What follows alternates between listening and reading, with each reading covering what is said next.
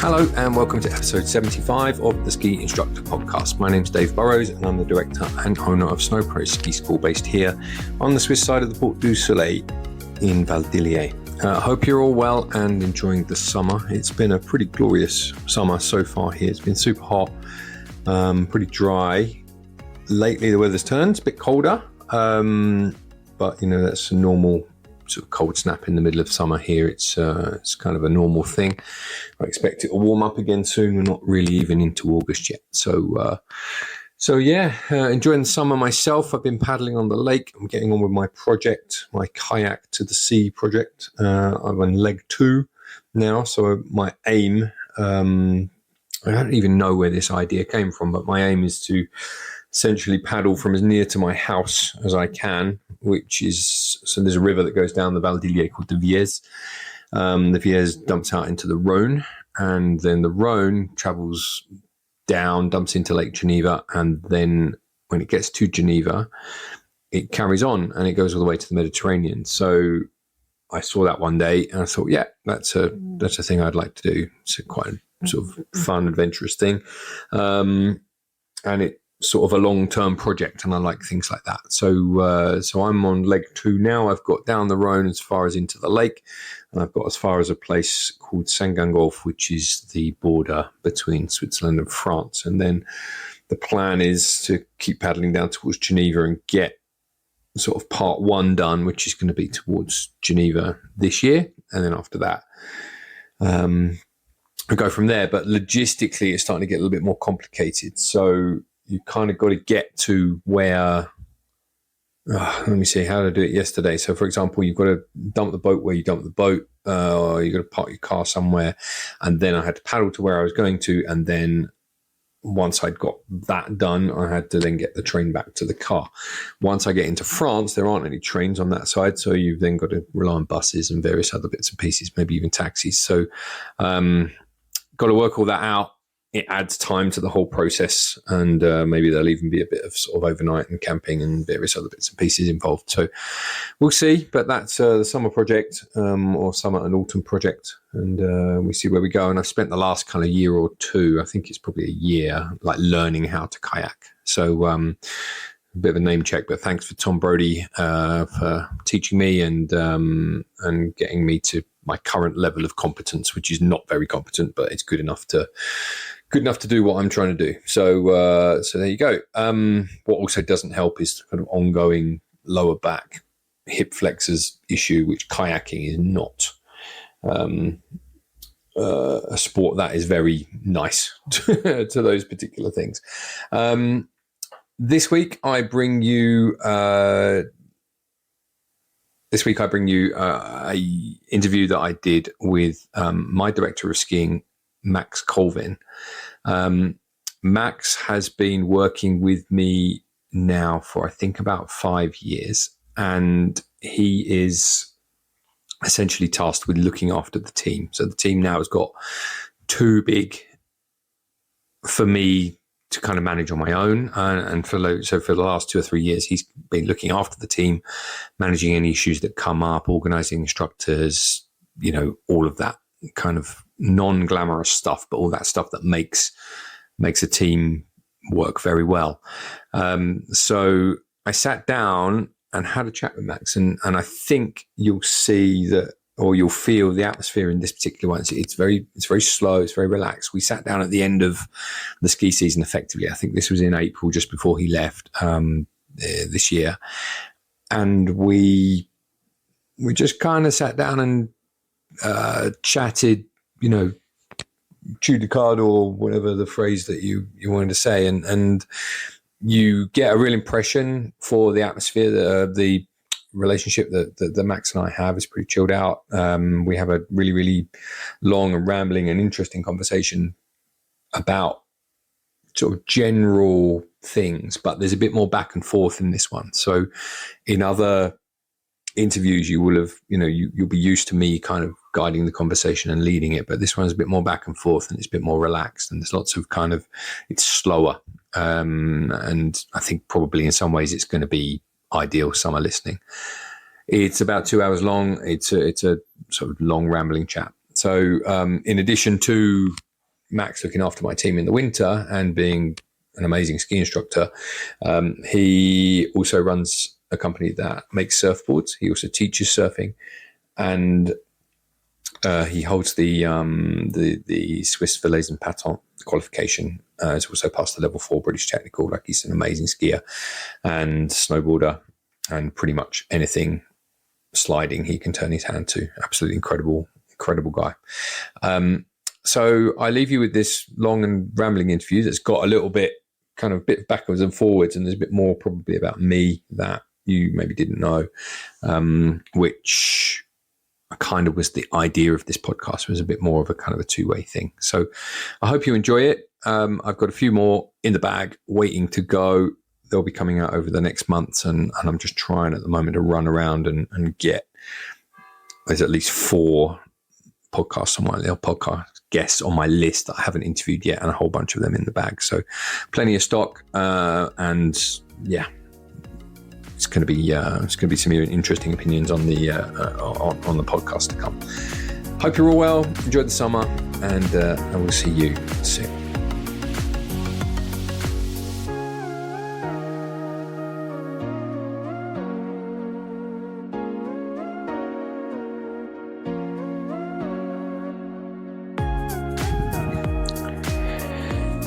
Right, we'll just let it go, and we'll feel our way into the conversation. Go from there. It's just after the intro where you've talked about the snow.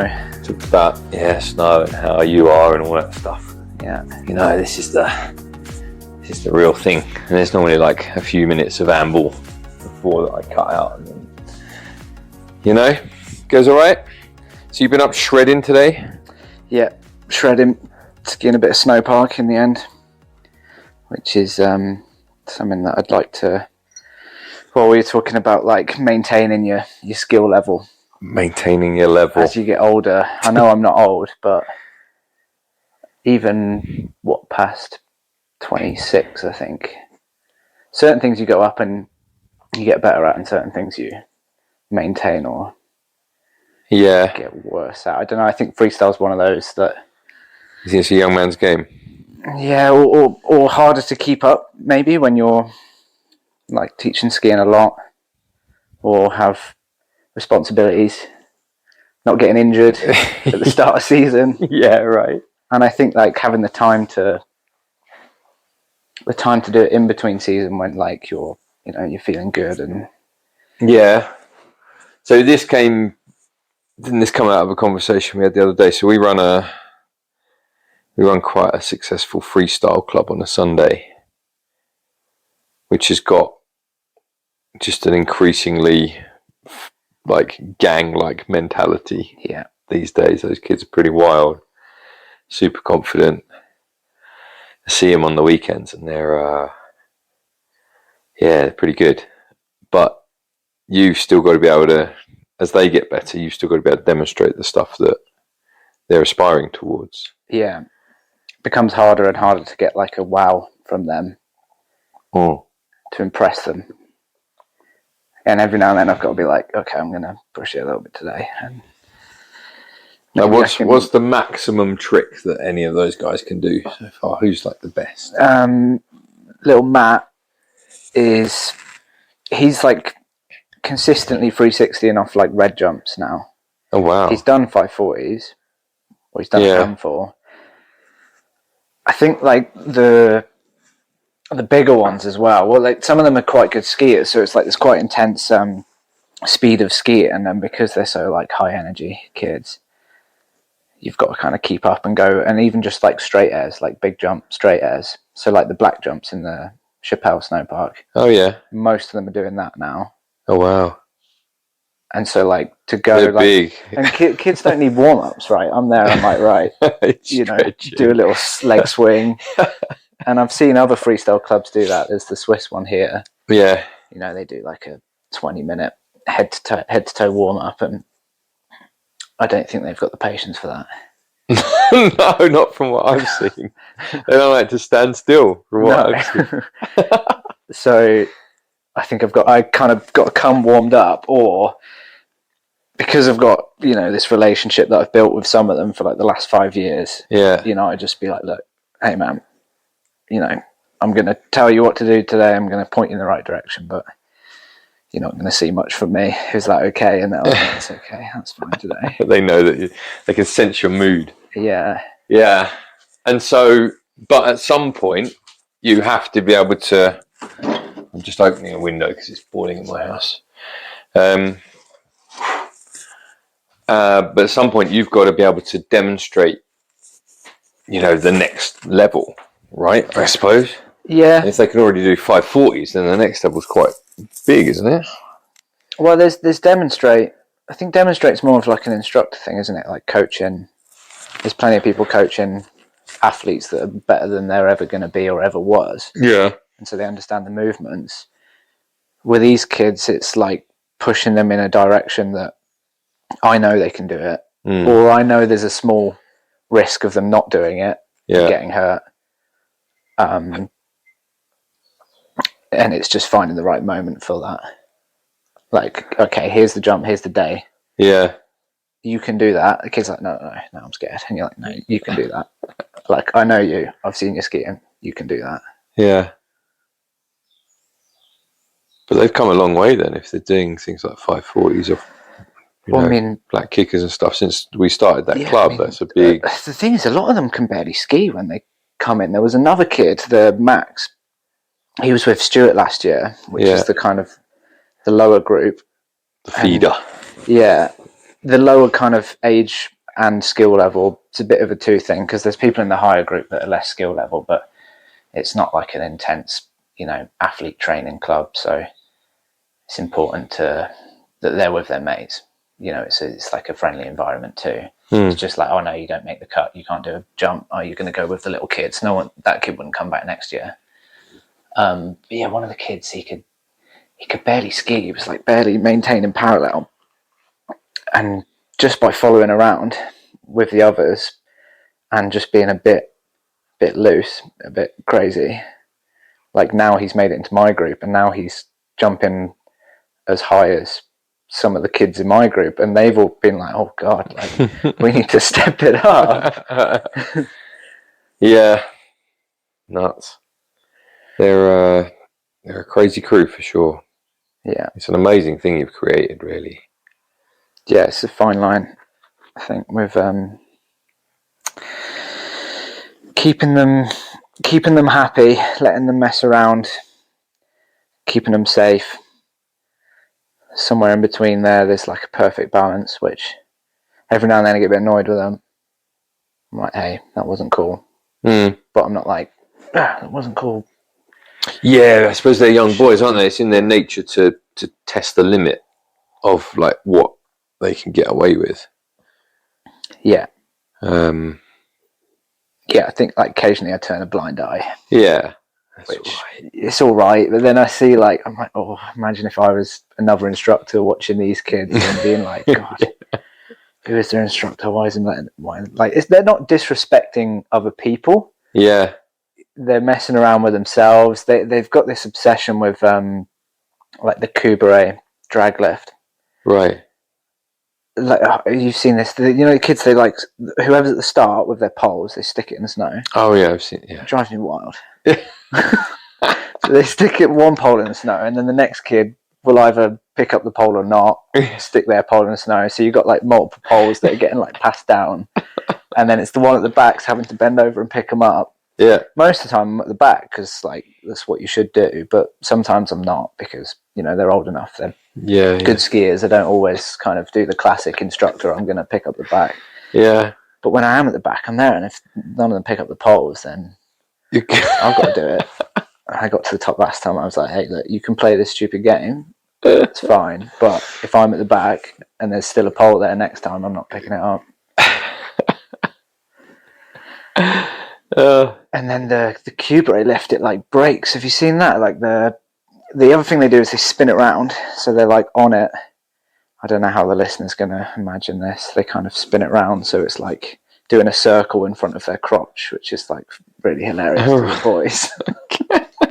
And it snaps, that lift, because it's quite old, the rope. So they've broke a few now. Oh my God. Yeah, this is all coming out. You're going to be like, yeah, I'm going to get told after Port de Soleil's going to come after me now. Yeah. Great. Yeah. I told them not to do that. And then obviously as soon as they go to the side, the lift gets stopped. Yeah. But yeah, there's the... But they're a fun bunch. They're a really fun bunch, aren't they? And I think that's a really good place for, you know, if you look at their kind of academic life as well, I expect they're being pushed quite hard. And I expect that Sunday thing is a real chance for them just to let off some steam, you know? I mean, I'm kind of in awe of them in a way. Like, I'm a little bit jealous because, you know, they've got like 2 languages, most of them. Yeah. Some of them 3. They've got pretty, you know, I don't say wealthy, but like parents with great jobs. You know, they've got the whole future ahead of them. Some of them. It's an incredible opportunity. I think if you think about, well, I don't know, because I kind of look at you the same. You grew up surfing, didn't you? Essentially. That's, I mean, I think everyone gets opportunities in their own way, depending on what it is that they, where it is and whatever it is that they came from. And I think as a parent, my view on parenting is essentially that you're just giving your child the best opportunities that they can, and you're giving them the best of what you've got to give. So in me and my wife's situation, it would be languages for sure. Yeah. The opportunity to grow up here in this place, I mean, amazing.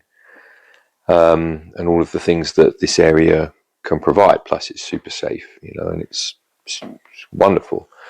But from what I know about, you know, you growing up surfing, like that would be, it's an incredible opportunity that never came to me because I grew up in the middle of London, right?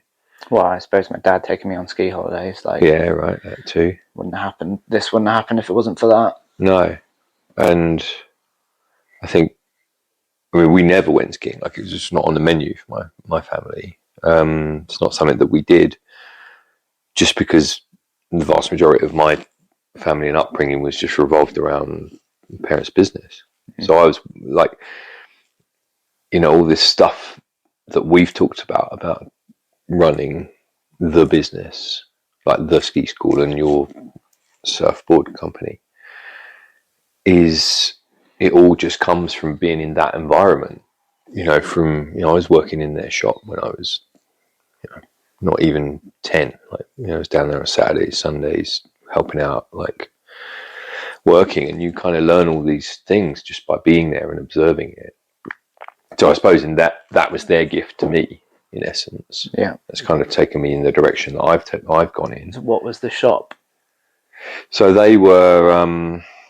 My dad started off as an electrician, and eventually they became like an electrical wholesaler. So they would sell electrical and building supplies and stuff to tradesmen, essentially. So they had a big shop, and you know, they hit the market at a certain, you know, time, and they did really, really well out of it. And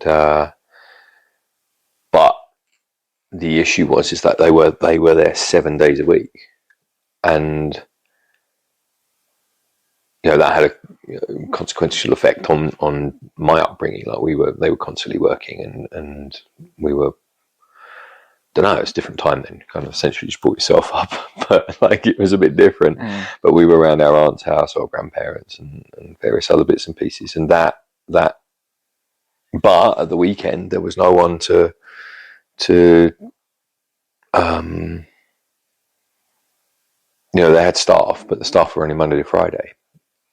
So on a Saturday and Sunday, it was us. Like, it was a family effort on the weekend. So I was there on Saturday and Sunday. It got to the point where I think if they were away, when I was older, I'd go down there and open the place up and close it, like on a Sunday. That was nuts. I mean, you really think back about it. So I wasn't really that old, like 18 or 17 or something. So yeah, interesting times. But like I say, you get given what you get given, right? So your parents take you on a ski holiday. Like, whoever took me on, whoever the PE teacher was that ran that school ski trip that I first went on, you know, I wouldn't have arrived at this point if it hadn't have been for that. Yeah. And it wouldn't have been, you know, if your old man hadn't taken you skiing and taken you surfing, you wouldn't have arrived with this sort of cat-like balance that you have when you ski about, right?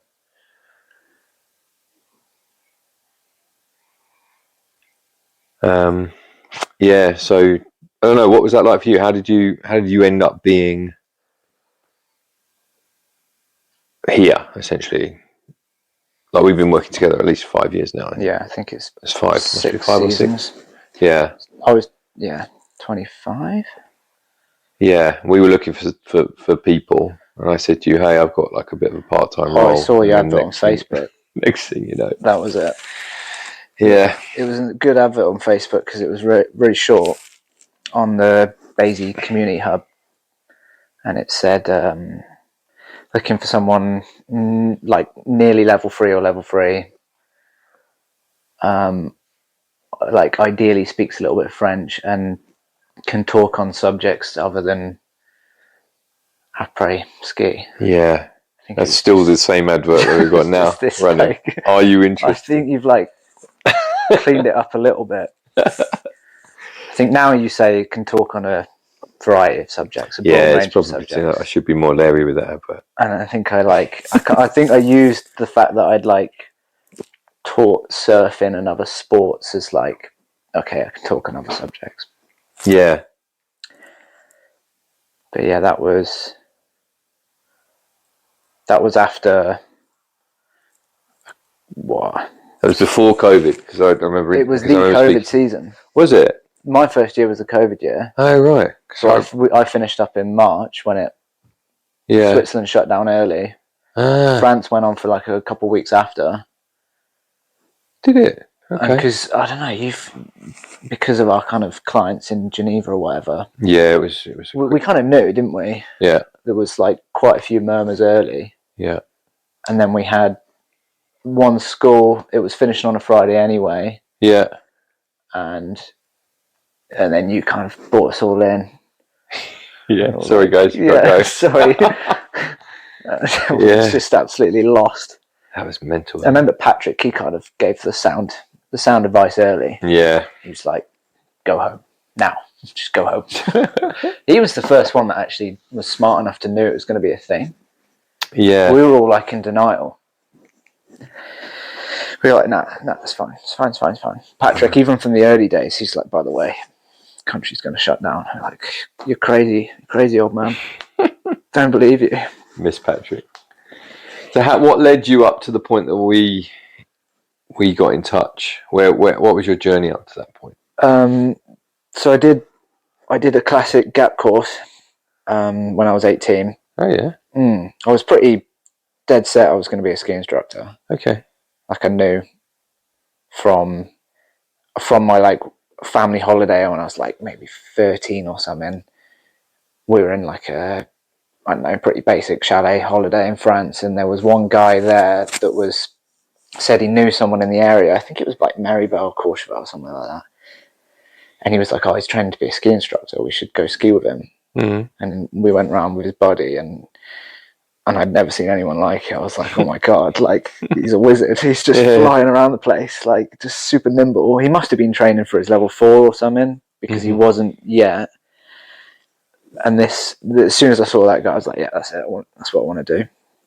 I thought about being a photographer for a while because I was like, "Okay, that's a good way that I can ski and be in and around like the area and do the sport, but not, don't know, take photos." Tough way to make a living that these days. Well, no, definitely. Imagine, right? I think the people that got in there before it went crazy, did all right. But yeah, that was. Oh yeah, so the gap course was with Inski. Okay. And I stayed like just at the bottom of the gondola. Huh. I think it's a bank now. It used to be an accommodation and a cafe downstairs. I stayed there, and that would have been 2013 maybe. Okay. And then so that took you to level 2? That took me to level 2. Yeah. And then I did a couple of weeks work after. That was kind of the promise of Inski, which I believe they still do. Yeah. Took me to Basie 2 and did a couple of weeks work, and then I was doing summer seasons in Greece at the time. I was like teaching windsurfing. So I left a little bit earlier than everyone else to get out there. And then my plan for like the next few years, what I did was I like chipped away at level 3 modules by like using Interski. This was like my genius cheap way of doing like a full season. I'd get the bus out on like the first week and like pack all my stuff so I didn't have to pay for anything. I'd do like a bit of that. I'd do a bit of training. I think the first year I did like just the mountain safety because I wanted to like kind of be solid for the training. And then I'd like do most of the exams in Morzine because you could quite easily, there's always someone driving from Morzine to Aosta. So I just like jump in, get a lift with someone, leave all my stuff at Interski, come back and do like 8 weeks of the year or something. Okay. And that worked pretty well for quite a few years. How were you getting on with Greece? You don't like the heat. I don't mind. It must have been boiling there in summer. Yeah, it was pretty hot in the middle of summer. So no, you just stayed like wet. You just hose yourself down. Is that how you do it? Yeah. God, couldn't pay me to do a summer in Greece. I don't mind. Imagine how hot it would be. Wow. Yeah. Okay. Yeah, and then kept doing that until I got my 3. And then somewhere along the line did like Australia, Japan, New Zealand, all in like a 2-year stint of like 2 years of winter or 2.5 years of winter. Okay. And then I was like, right, now I should, the Australia was to save money to spend on the 4 training. Right. And I think that's by the time I'd done all that, that's when I kind of arrived to you. Yeah. Just like jaded. Burnt out. Just done like a bunch of Euro tests. I had passed my tech. I think I got that the second time, the full tech, and that was like, I felt great. I was like, cool, don't have to do that ever again. And like to know that you have like that standard of skiing, right, was nice. Yeah. And then kind of arrived to you, and I was like, do you know what? Actually, I want to do I don't want to move around all the time. I want to be in a small place. I've been to like the massive ski schools of like Perisher and NZ Ski and even Interski is kind of quite big. I was like, I just want to be somewhere where I can kind of get to know people in the village and actually be kind of not the bottom of the rung, even though you're fairly highly qualified. Mm-hmm. Just come in and kind of, be respected that you had a qualification and not have to start from the bottom, which is what I got from you, which was like straight away I was like, oh, great, thanks. I did get it because I think I do remember when we spoke, it was kind of like I've moved around a bit, actually, just settled down for a bit. I had no money as well. I was like skiing, coasting into town on fumes. That classic story. Little white van. I think my first time I arrived, it was like Morzine. I was like, I should know this place because it's in the Port Soleil. So obviously, spent a load of time in Morzine, did a couple of seasons there. And then I remember specifically when I was living in Morzine, I was coming back from somewhere like Austria or something. I drove through Morzine and I looked at the one rickety lift and the tiny village, and I was like, God, imagine doing a season here. It was not even a concept at the time. No, but it's funny how much terrain that little old rickety lift used to have. Yeah. But I think when you drive through, you can't really see, because you only see that one lift and it disappears into the trees. You're like, oh, there's nothing here. It's a dead end resort. Yeah. There's one slushy run that comes back to the car park. Mm-hmm. I mean, now it's this epic gondola. Yeah, and the new lift at the top, the carpet, transformed that place. Yeah, really it is good. Yeah, I'm often quite cynical about changes that they're going to make, but those two have been amazing for that place. I just don't get how that's kind of being afforded still, or if it's like a long-term goal. But actually, Lucas was saying that it's really busy in the summer, right? Yeah, year-round bike park there. Yeah. So there's that, and I don't think it doesn't all come out of I think essentially what they do is they take a loan for some of it. I'm not sure which operating entity it was. I don't think Télé Morzine exists anymore, so it would have been the overall Port Soleil that did it. But they also would have got in funds from the canton probably as well. So they would have had money from Valais for it, and various other bits and pieces, like development funds, I suppose. It's definitely good. Good for everyone. It's been good for the village, eh? It's been really good. They've had an amazing winter. It's been really cool. Yeah, and then so after that, once you arrived here, I think you then jumped ship like I did, and you went over to Swiss Snowsports. You convinced me to jump ship. You were like, look, this is beneficial for you on the Swiss side, for both of us. And I was like, sure, let's go for it. And then, got all that done for the patent. And it felt pretty good. The Swiss stuff that was probably one of my most fun exams at the time, the conversion. Right. Because it's a nice atmosphere. Yeah, it was a nice atmosphere. Yeah. It fit my skill set. Like I could, all the freestyle stuff was, the switch skiing was nice. And the fact that you could be a bit more playful. And I think before that, the season, like that, my first season running up to it, was it the year after I did it? No, it was the year after. Yeah, I think so. Yeah. You really won, and then you got on with it. Yeah. You kind of were like showing me about the Swiss system and, sending me those videos, and I was like, oh, this is kind of playful and relaxed, and this actually kind of suits me better than like trying to throw myself down a GS course. It just doesn't really suit my body with more than anything. Yeah, and I suppose in hindsight, then lately, when you've seen all the changes to, post-Brexit changes, and what the French have put in now in order to become a kart pro in France, even harder, right? I mean, they just don't want you there. No. Yeah, it definitely felt geared up. Basically felt geared up for France and not a lot else, especially being in New Zealand and Australia. New Zealand more so. It's like it was so many loops to jump through to get the Basie free, which is great. It's a high standard. It's ISA stamp standard. Great. Yeah. But then I'm looking next to me, and there's like a level 3 who's done, an 8-day course. He's getting paid the same, or, I think I was missing a couple modules, and I was like, hey guys, like, I've done a 5-day tech, a 5-day teach, I've done a mountain safety, and you've got like, I think NZ free is different, but some of the other frees, Australian frees, definitely. Maybe the skiing standard is similar, but yeah, it felt a bit out of whack over there. Definitely. That's interesting. Yeah, and then I ended up doing the written project, and I was like, right, okay, I'm going to use this as an opportunity to try and like feedback, essentially. Yeah. I was like, hey, this is the freestyle standard. Like the fact that there's not really any freestyle, and since then Basie have changed that, which I think is great. They've started to include it. I didn't know that. Yeah, they do. I don't fully understand. What is it in the tech, or is it a module? It's even in the level 2. There's like a little tick in the box for freestyle. I'm not yeah. sure what you have to do, but the fact it's in there is great. Is it in the 3 as well? Not sure. I have to look it up. You have to do some freestyle. Yeah. Like what? Straight air or something? Yeah, straight air.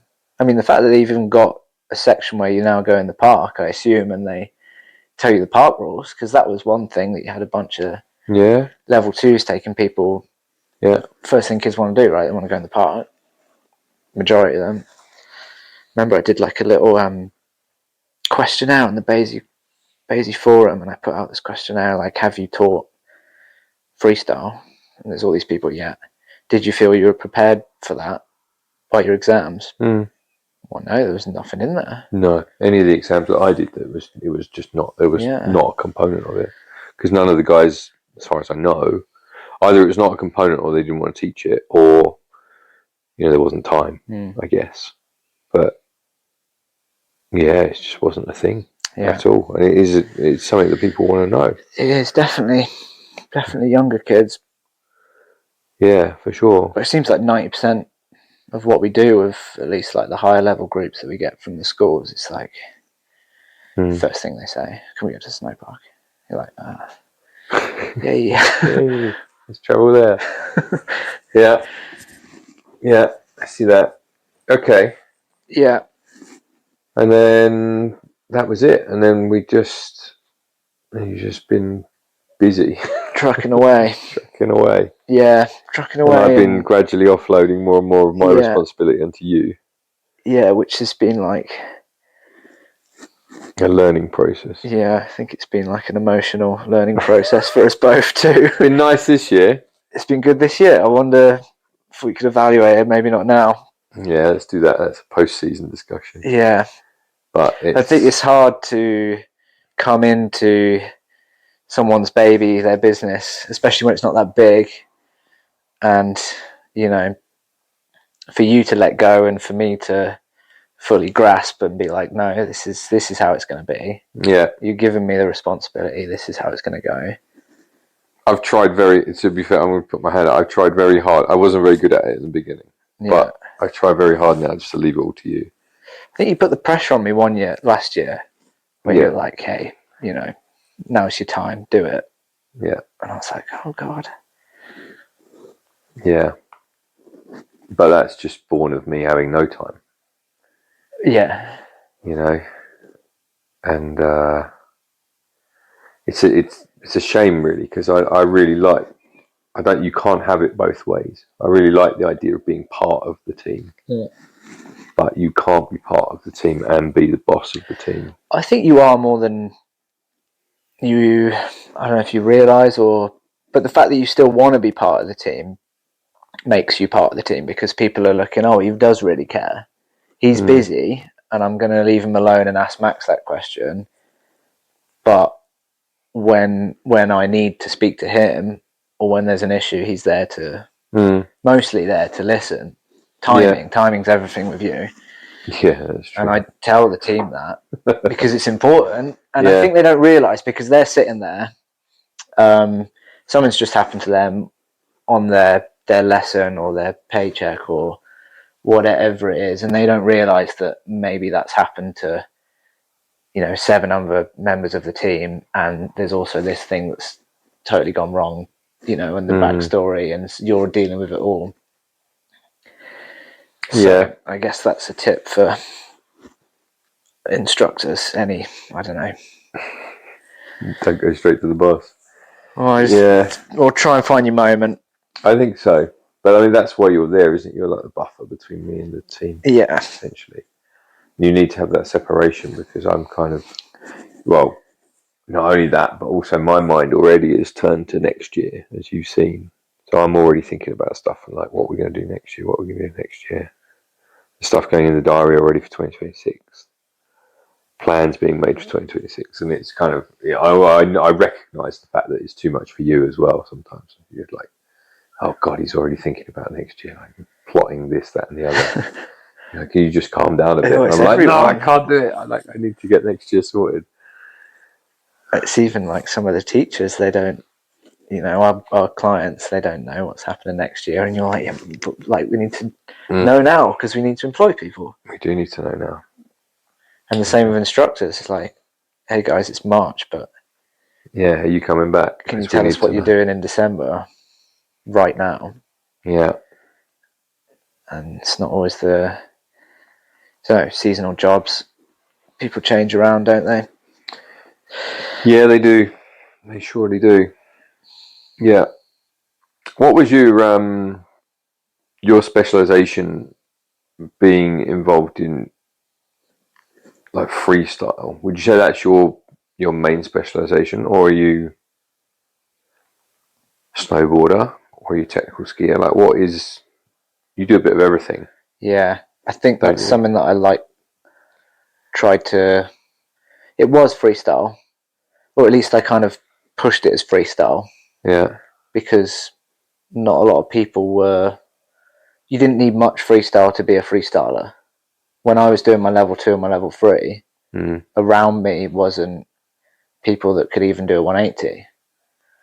And so I was a freestyler just because I could do something. Yeah. Definitely liked it, and I definitely wanted to push that. And I think that's come from, like, you know, skateboarding and surfing and those kind of cultures. Like, I kind of grew up a lot around the skate park. I tried lots of different things, like skated a lot, BMX'd, and even tried inlining, which is like totally not cool now. That's not cool at all. Had a moment. It's not even cool from a retro point of view. No, I watched a YouTube video the other day where they were claiming it was going to have a resurgence. No. It's like probably not. But I see like it can help your skiing so much. It's the same kind of thing. Neil Bastian did his written project on inline. Yeah. Cross training for the winter. But not freestyle, just not freestyle, just skate. Yeah, like you see Richie Berger videos and stuff like that. Or like I'm sure it's not just the Italians, but I've only ever seen it in Italy, like the kind of cross country, roller skate things. But you can get a roller, like an inline roller attachment for a ski boot. That exists. Looked it up. Yeah. And so you can turn your ski boot into essentially an inline roller boot, and you can take it, I don't know, you find a gentle hill somewhere and you can practice your ankle flex. I don't know whether, I think I'd like to try it. The risk reward there is not there for me. I would imagine it's pretty low. It's the same with like skateboard, and that's why I kind of left it alone. You get to a certain speed and you're like, I just don't want to hit the ground right now. So I'm not going to try anything. Have you been, by the way, down in Monte? Or I think it's Monte, down just by the massive ice rink there. There's a huge skate park. In Monte? Yeah, and it's amazing. I drive past it every Tuesday, and it's enormous. I haven't seen the one in Monte. There's a pretty crazy pump track in Egg. No, the UCI one. Yeah. Yeah, no, this is a proper skate park. I'll send you where it is. Oh, yeah. It's worth a visit, I think. Yeah. Anyway, so that would be what your roots would be. But you said about the specialisation. I think it was definitely more freestyle, but I like to try and be able to do everything. But any of the kind of racing and technical stuff was because I had to. Because to pass exams, yeah. Although this season in particular, since doing the PSIE course, I've really enjoyed technical skiing. Mm-hmm. And I don't know, thinking about it, watching it again, I think I was like lost that fun element. Yeah, it's nice to rip a nice turn,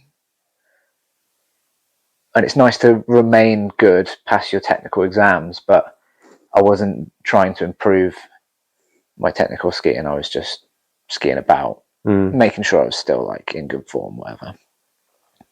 But then this year I thought, okay, maybe I can still get better at technical skiing.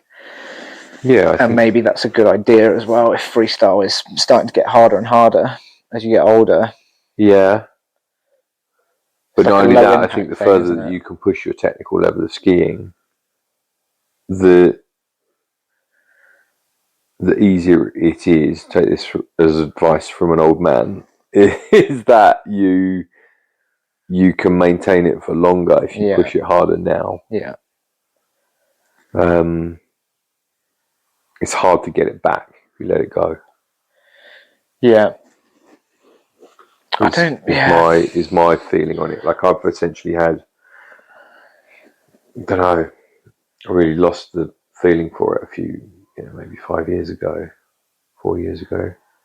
And I wasn't not really motivated to go skiing at all. But this year it's come back, and it's a direct consequence of and probably, listener, we should put a little bit of a disclaimer in here. So Max and I have qualified as licensed course providers for the Professional Ski Instructors of Europe, and we run our own level 1 courses through those guys these days now.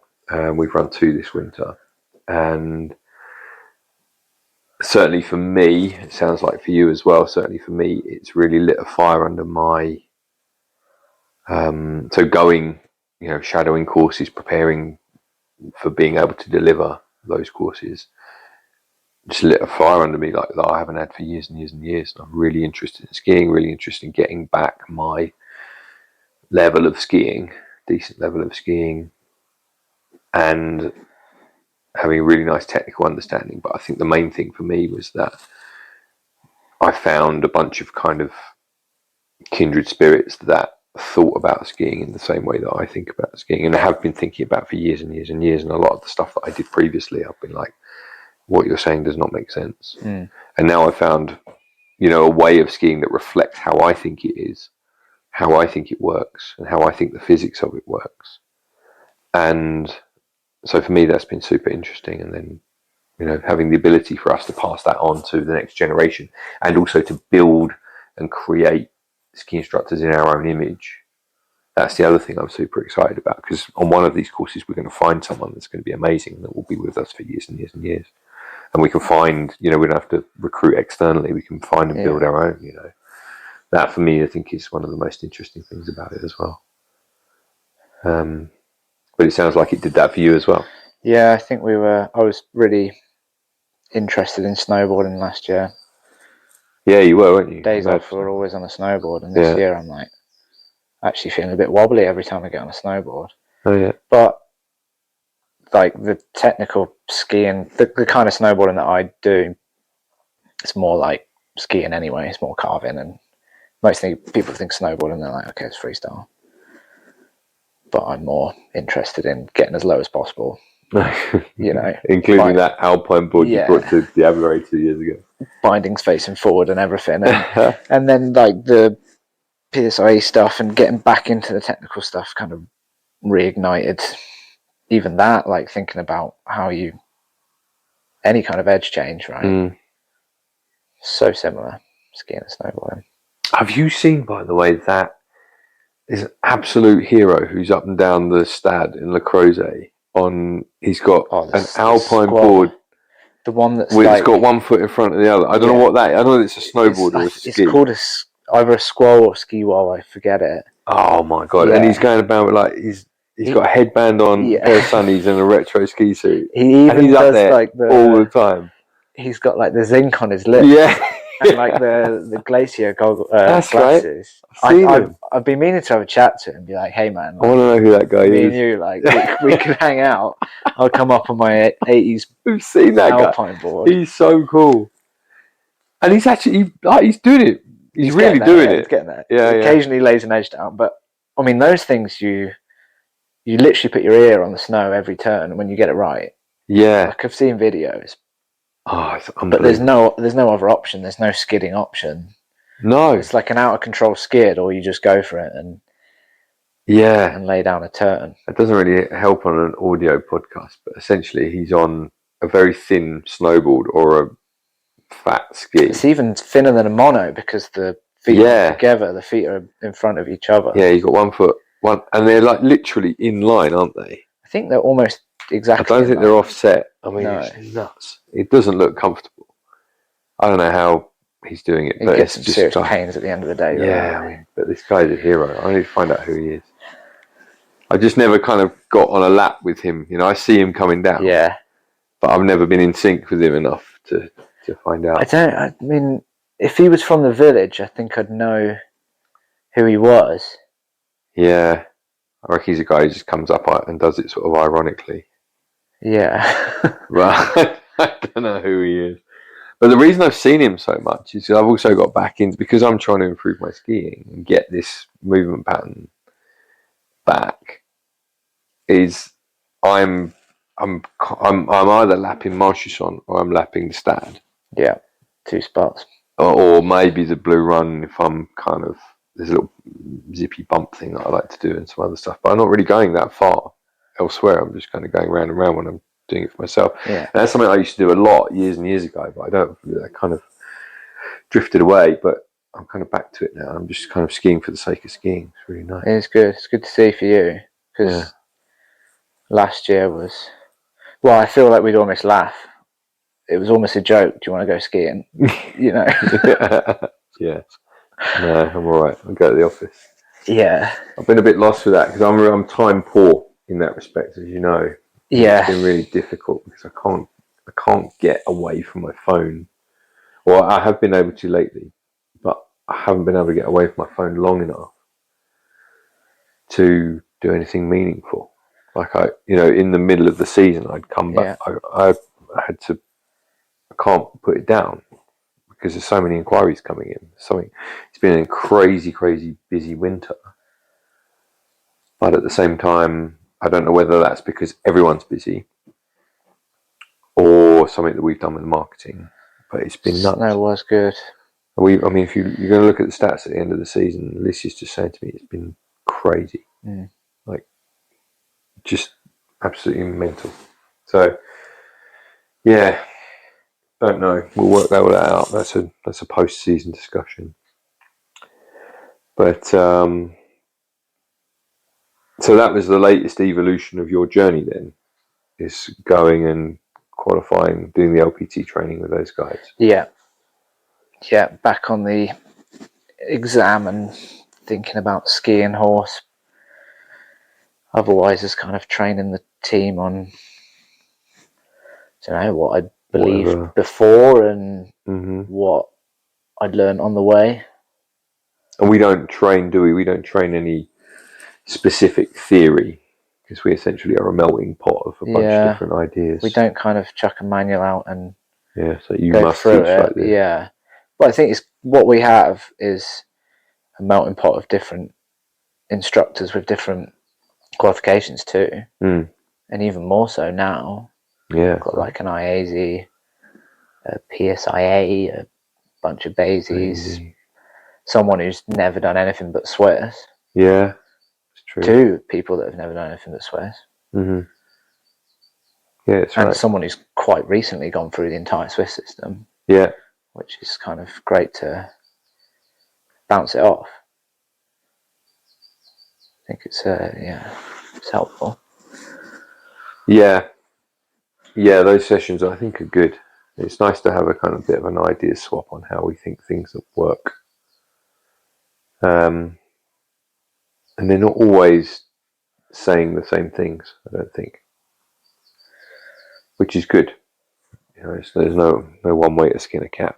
No, I don't think. But I think everyone's got their own kind of ideas as to how it works. Yeah, that's a good thing. But that doesn't seem to, from within the ski school, that doesn't seem also to affect too much the way, the quality of the delivery. Well, what I don't notice, which I thought might be an issue, which I'm sure I've come across as an issue, like working in New Zealand, is like you get a lesson from someone else, you take over, and you listen, and you're like, what have they been teaching them?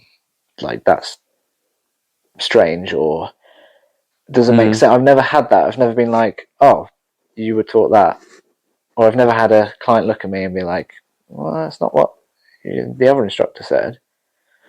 So that's good, right? That is good. Yeah, I have had some, because also it depends on the message received, right, as well. Yeah, they could. So they might take something and it might not be. They might have interpreted it differently. But I've had a couple of things where I've been like, oh, okay, I see what they were trying to get to. Yeah. When I've heard the client repeat that back to me, I'm like, oh yeah, okay, I can understand why he was teaching that. Yeah. And by the way, here's another way. Yeah. But yeah, that is no, that's true. I'm surprised that doesn't come up more often. But then we don't switch clients that much. Try not to, do we?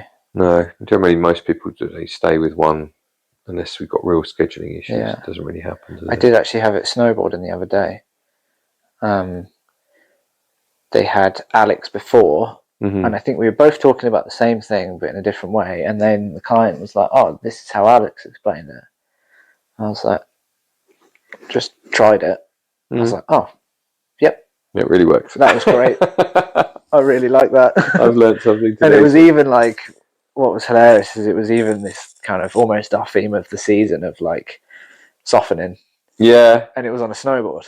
Oh. And I was like, oh, yeah, does the same thing. Okay.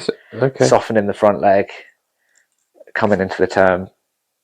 Absolutely works on a snowboard, even like fully retracting. Like, I see a lot of snowboarders, high level carving, doing, this cross-undery stuff. It seems to work pretty well on a snowboard. Oh, yeah?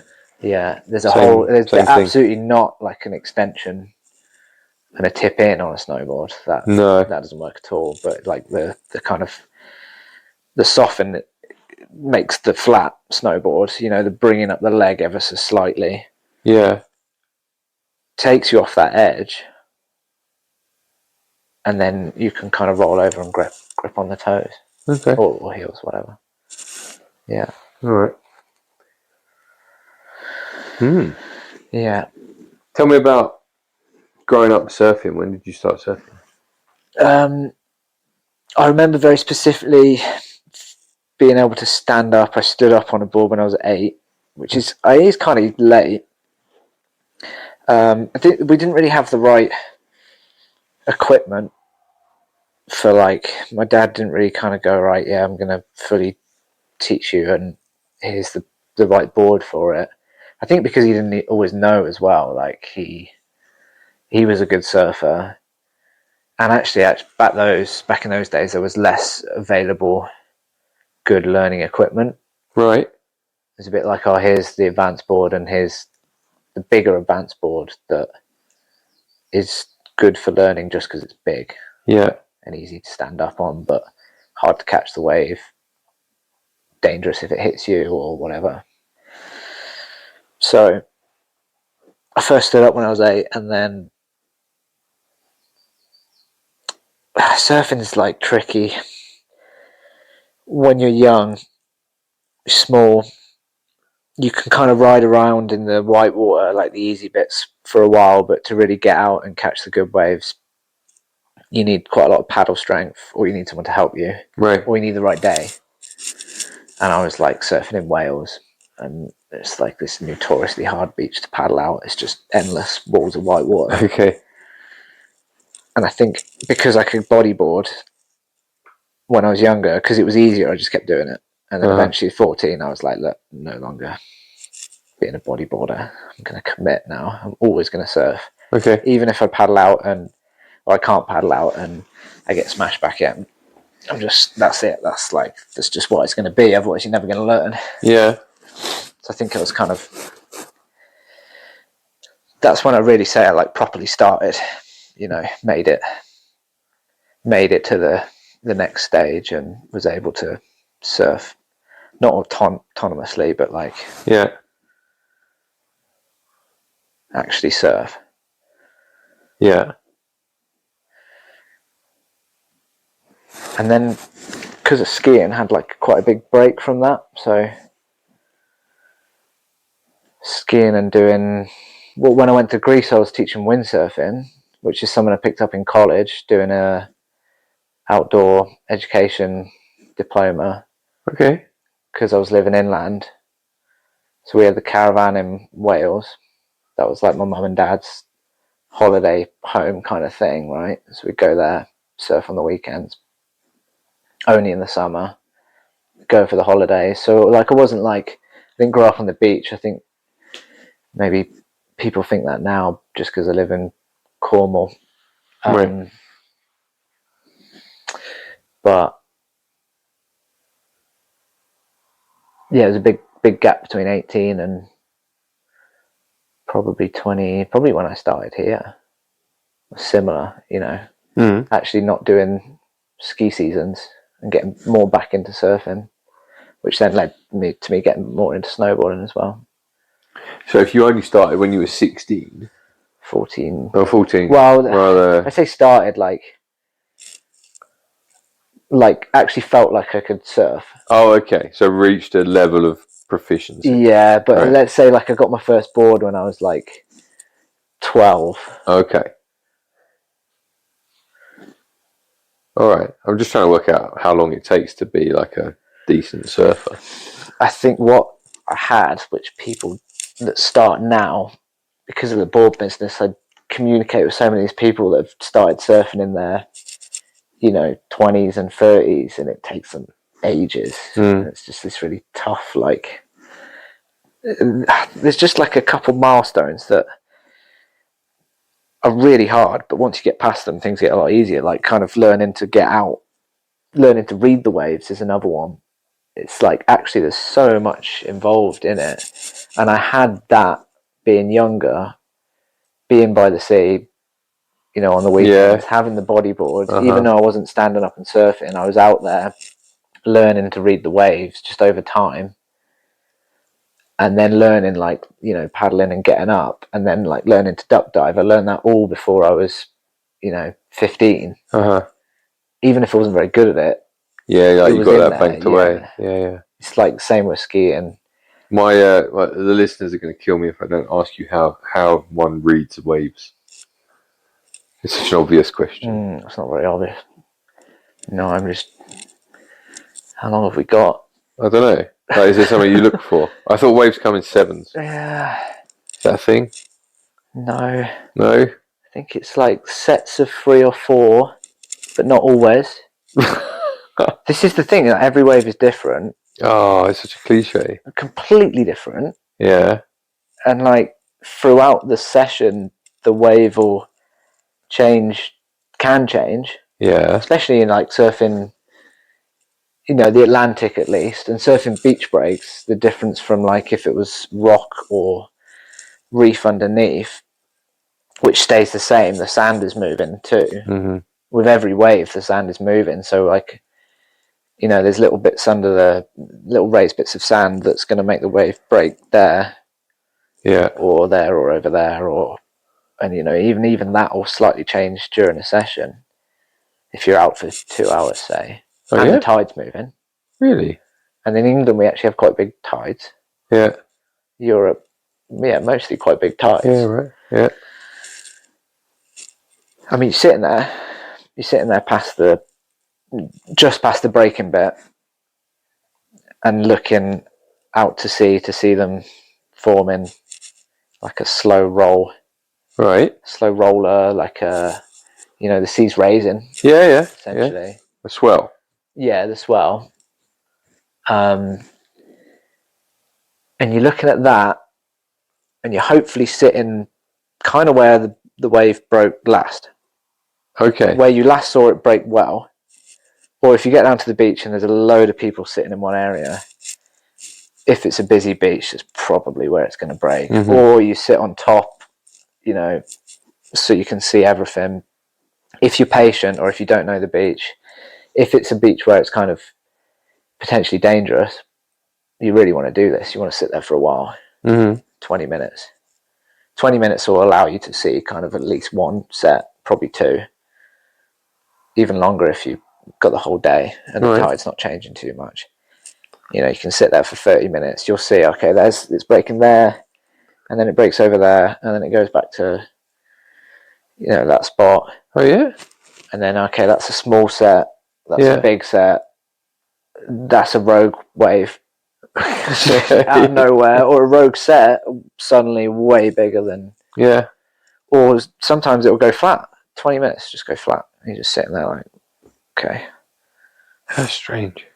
There's a lot of data on it.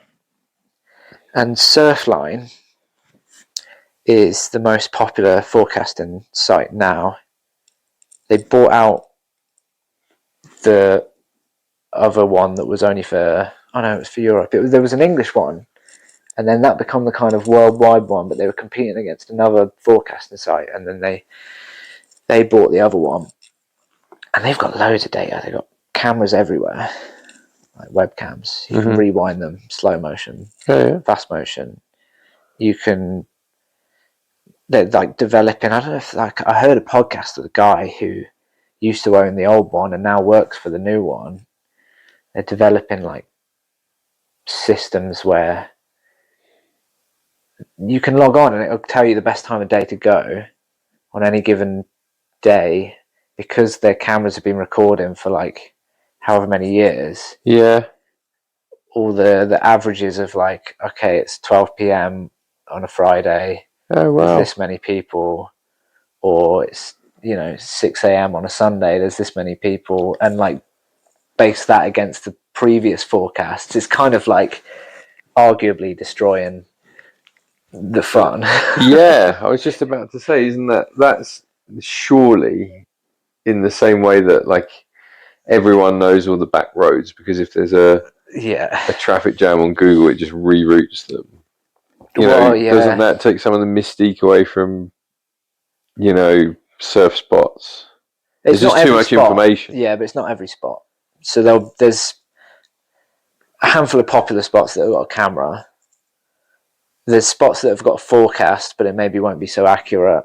There's people fight to keep secret spots like secret. Yeah. Okay. But eventually everyone knows everything. Yeah. I can't remember where I was starting. Oh yeah, we were talking about reading a wave. Well, you kind of sitting there and waiting to see how it forms, basically. How it forms. And judging off, the last set wave that come through. Yeah. You're going to go and sit in that position and hopefully that's where it goes, or paddle as it's coming, keep moving to find the spot where it's going to break. Yeah, it's going to be steep enough. And at the same time, there's, however many people around you doing that. You're trying to do this. And you're trying to suss them out and think if they're like, there's a priority where if you're sitting closer to the white water, then it's your wave. And depending how friendly the group is, sometimes people will paddle around you faster, or they'll see it and like quietly paddle around you.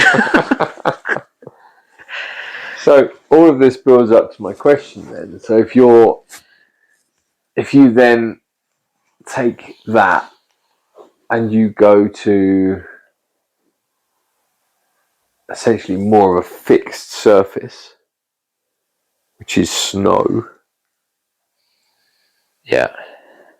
Pretty easy. What's easy? The surface doesn't move. The thing that you need to drag you down the hill or to power you forward isn't moving spot all the time. No. It's essentially you, like if you're on snow, you have a pair of skis on your feet, you're working with gravity and the slope angle, which is essentially your power. Yeah. And the surface is more predictable than the ocean. Yeah.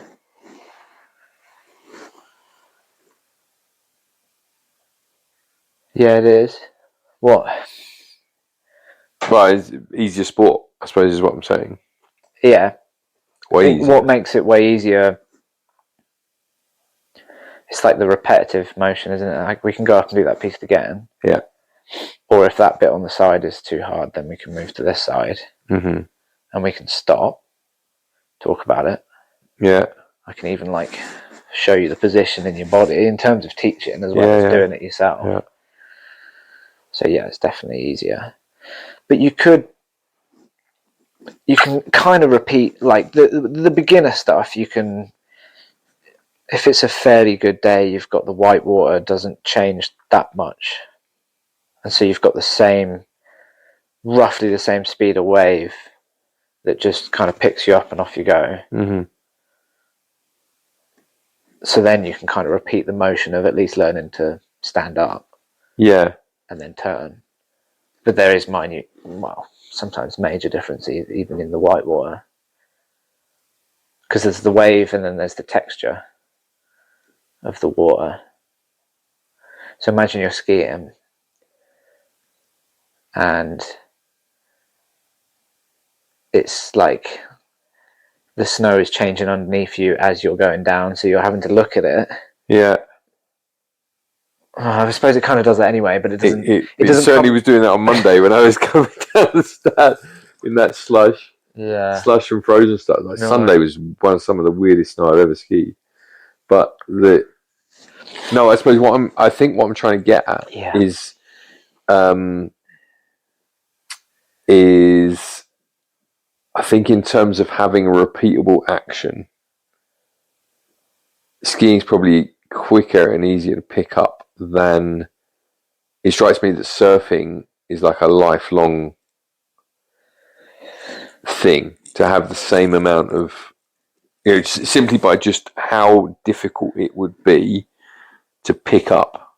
You've got to be in the right place, the right time, right place in the sea, in the right day that doesn't coincide with your job, right? And you just don't know what the weather's going to be like, and it all depends on whether there's a storm in the Atlantic like a million miles away, as compared to, I'm pretty much guaranteed that if I come to La Croze in January, I'm going to get some half decent snow, and I can make a very repeatable action. I can just go up and down, up and down, up and down, and I can get quite nice grooved action in terms of like a body of work. I can get there within a number of years, as opposed to surfing, which might be a lifelong pursuit, right? You know, I don't know if you consider yourself an accomplished surfer, but some of the guys in the videos that you send me or some of that, I'm just like, how are they so good, so young, considering all the variables? Yeah, I think a lot of it is you'll by that beach. Yeah, you grow up on the beach, right? Yeah, with repeatable waves. Yeah. Don't think there's much more to it than that. But that's not in a variable place, I suppose, is what I'm saying. So if you grow up in like Puerto Rico or whatever, like that guy, and your local beach is one that's just got the same wave coming in day after day after day, definitely your technique. You're going to get amazing real quick. Well, it's like these kind of wave pools that are popping up, which has been interesting to see it as like a skier as well. It's like, okay, now you do have this repeatable thing. Yeah.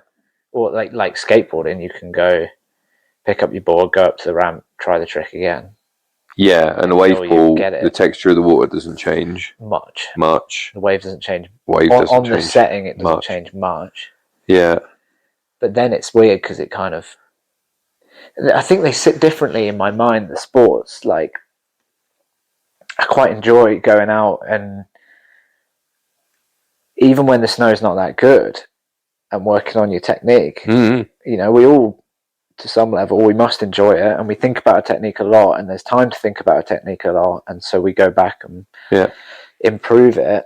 But then when I've gone to the wave pools, once I've figured out the wave, I think the first part is then figuring out the wave, which is maybe like, okay, I'm figuring out where I can do my turns on this run in order to control my speed, or to enjoy it the most, or to, you know, get a bit of angle over a roller or something like that. When I go to the wave pool, I'm like, right, okay, I've figured out the wave. I know I'm going to make this maneuver here in order to get back to here, in order to have the speed to make the next part of the wave. And then it comes to technique, and I'm like, okay, now I can try and make this a more powerful maneuver, turn better. And then probably because you pay for the wave pool, I mean, the one I've been to is Bristol, you leave feeling a bit like, I don't know, even surf, like, oh yeah, you're like, did I enjoy that? That's interesting. I've been like 4 times maybe, because it's a manufactured experience, because I'm thinking about my technique so much on something that's normally I'm just reacting to the wave in front of me, and if I get a good, you know, turn essentially, or a good maneuver, I'm like, wow, yeah, that was great. I read the wave. I did it in the most powerful part. That will never happen again. Yeah, it's gone. Like that.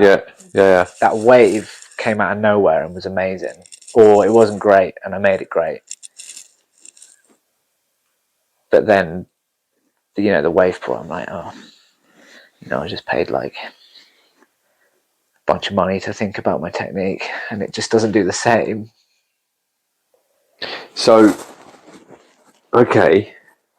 I don't know why it doesn't do the same as skiing. I mean, yeah, I've got a lift pass for a season. Maybe that's it. No, but with skiing, aren't you doing the same to a certain extent? You can go back and hit a certain roller in a certain way until you get it how you like it. Yeah. Or do you not view it in that way?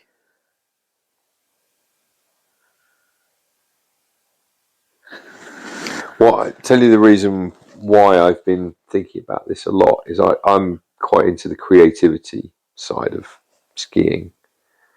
Insofar as these days I don't just want to ski a slope for the sake of skiing it. Yeah. I view it as like a canvas. Yeah. And I like to play with the terrain and the movements to create something that's slightly beyond just, oh, I made a nice short turn there. I like to work with the slope in a when the slope's aesthetic way. Different though, but then you kind of enjoy like just an absolute. Like we don't really get that much here, but there is those slopes that are just completely. Yeah, we don't get that. Like everything here is on a roller or something. That's true. So I kind of like to. So for example, as you're skiing down, like the Crozet Stad on the left, just where that gully is, not the Stad, but the one next to it. There's a gully there, but there's quite a steep roller that goes over the top of that, and there's a sort of a way that you can ski over the top of that roller as it drops away. Yeah. That to me seems quite artful, and that's where I want to go with skiing. Now that I've kind of got a drilled-in movement pattern for this season, which is, to be fair, I don't really want that to end this season. I'm so enjoying it this year, but I want to, in the same way that you were talking about, say, right, that's a one-time wave, right? Like that's never gonna be repeated. Essentially, that action that I made on that wave that one time, that's gone. That's kind of how I want to ski various slopes now. I just want to kind of put my signature on it and then just ski away from it, and then that's it. But you're saying that you kind of have to repeat that anyway, like over the roller, you're trying to get that. No, I'm saying each time I'll try and do something sort of vaguely different. Oh, okay. But then you're just pushing, aren't you? Pushing, okay, let's try and like... Yeah, or try something slightly different. But I think you can only do that once you've gone beyond a certain... skill level. Like, I don't want to sit here and say I'm really skillful. Like I'm really not. But what I do want to say is that, like, I think you go... When you've gone to the end... and you popped out the other side of the system, you've completed something. You stop caring anymore. And I like if you were kind of working your way through exams, like you see Bruce and like you see Lucas and Tom doing, you know, they're going down and they're working on something, and it's like, I've got to get a repeatable action so that I can show whoever's standing at the bottom of the hill that I can really do it, so they give me the badge, right? Like, I don't care about that anymore. All I want to do is just ski about, look good, and make art on the slope in a way. I know what you mean. And that's when you said that about surfing. I was like, yeah, that's kind of what I'm trying to do with the canvas of the snow. And it makes me sound like a hippie, but it's kind of how I really want to think about it. No, I totally get that. You know, it's like aesthetic rather than. Well, the pieces that are fun are the ones that are rollers, and there is banks, and you can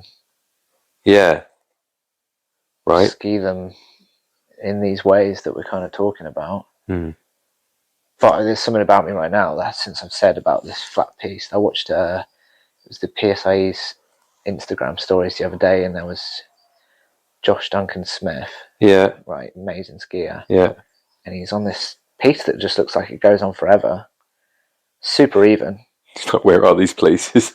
Yeah, and I looked it up. I think it was coming down to Sivier. Oh yeah, I think so. And I was like, yeah, I've been there. There isn't one of those. Oh, I don't know.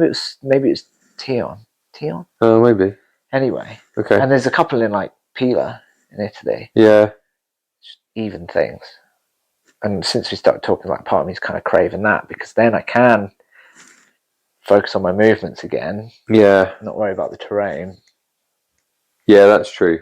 It would be nice to have that. Like where we are is, I wouldn't say it's fiddly. No, I would say it's fiddly. It's fiddly. Everywhere you go has got like a little. Yeah.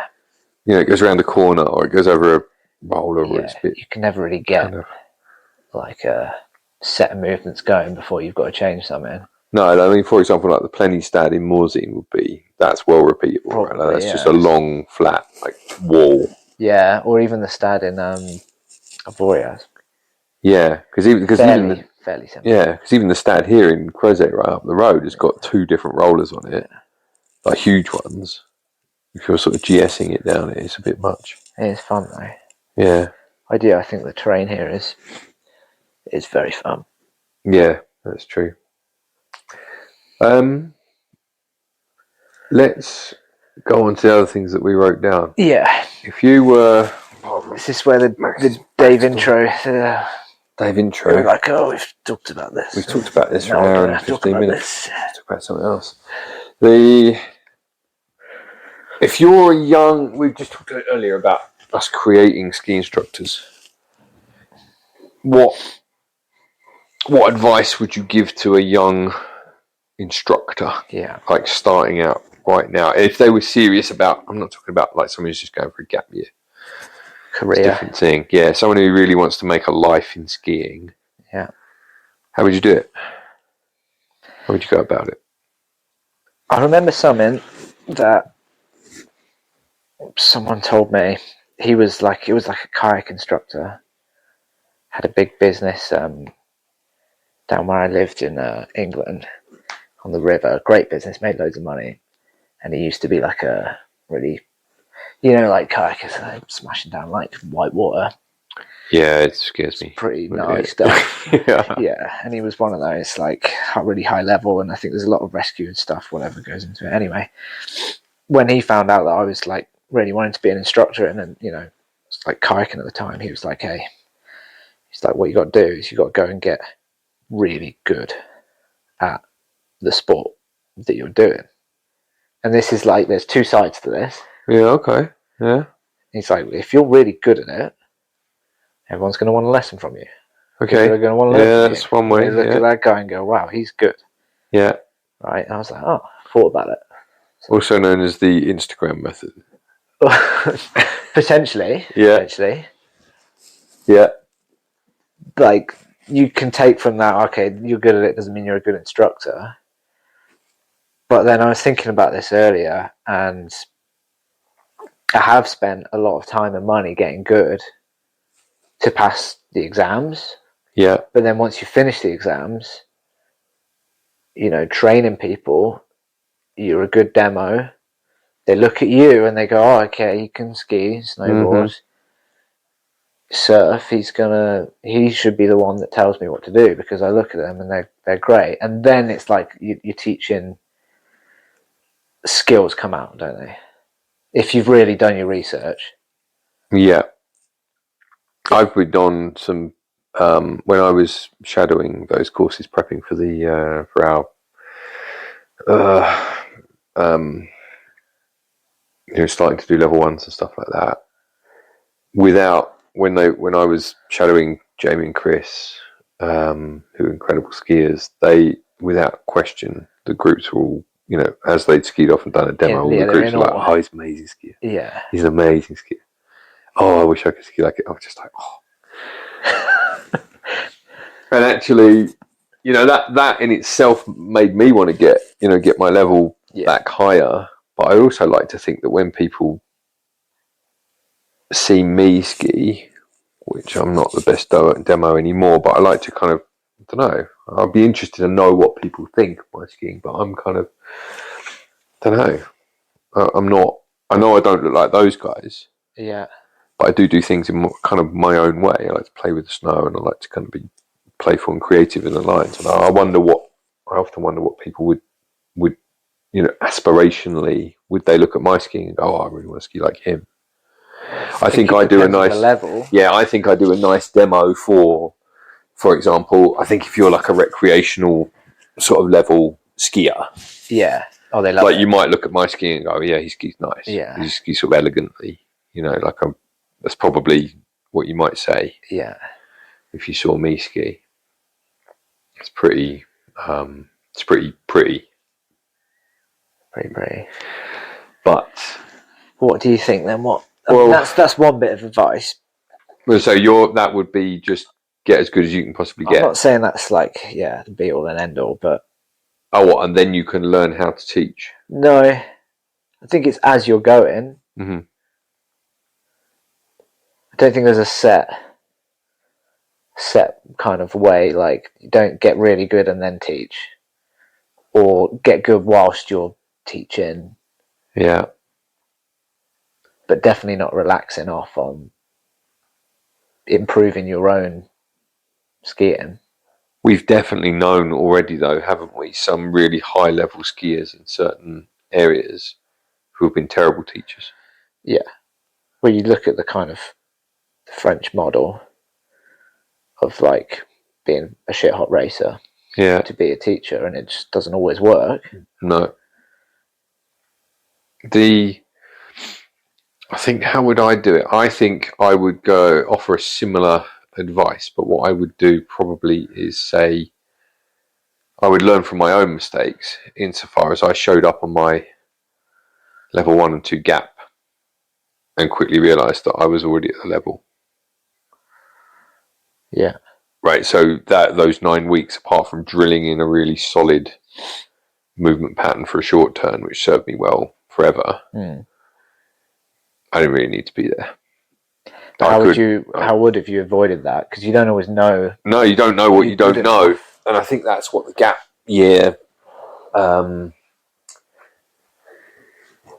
think I would have been maybe better served by just moving straight out to the Alps, like skiing, for a season, and then taking my level 1 and 2 at the end of that first year. If I'd have known that was an option. But when you're researching it and you're sitting in London and you don't have an idea really what you're talking about, you don't know that that's the way to do it. So you kind of pick the thing that's marketed to you the best. And in my case, it was gap course, and don't get me wrong, I had a good time, but I probably could have done it a different way. And a lot of those people that were on the gap course with me, in fact, the vast majority, no, I was the only one that ever went on and did anything. With the qualifications that I got. So, you know, you're not if you're serious about taking it on as a ski teacher, I think you'd be better off.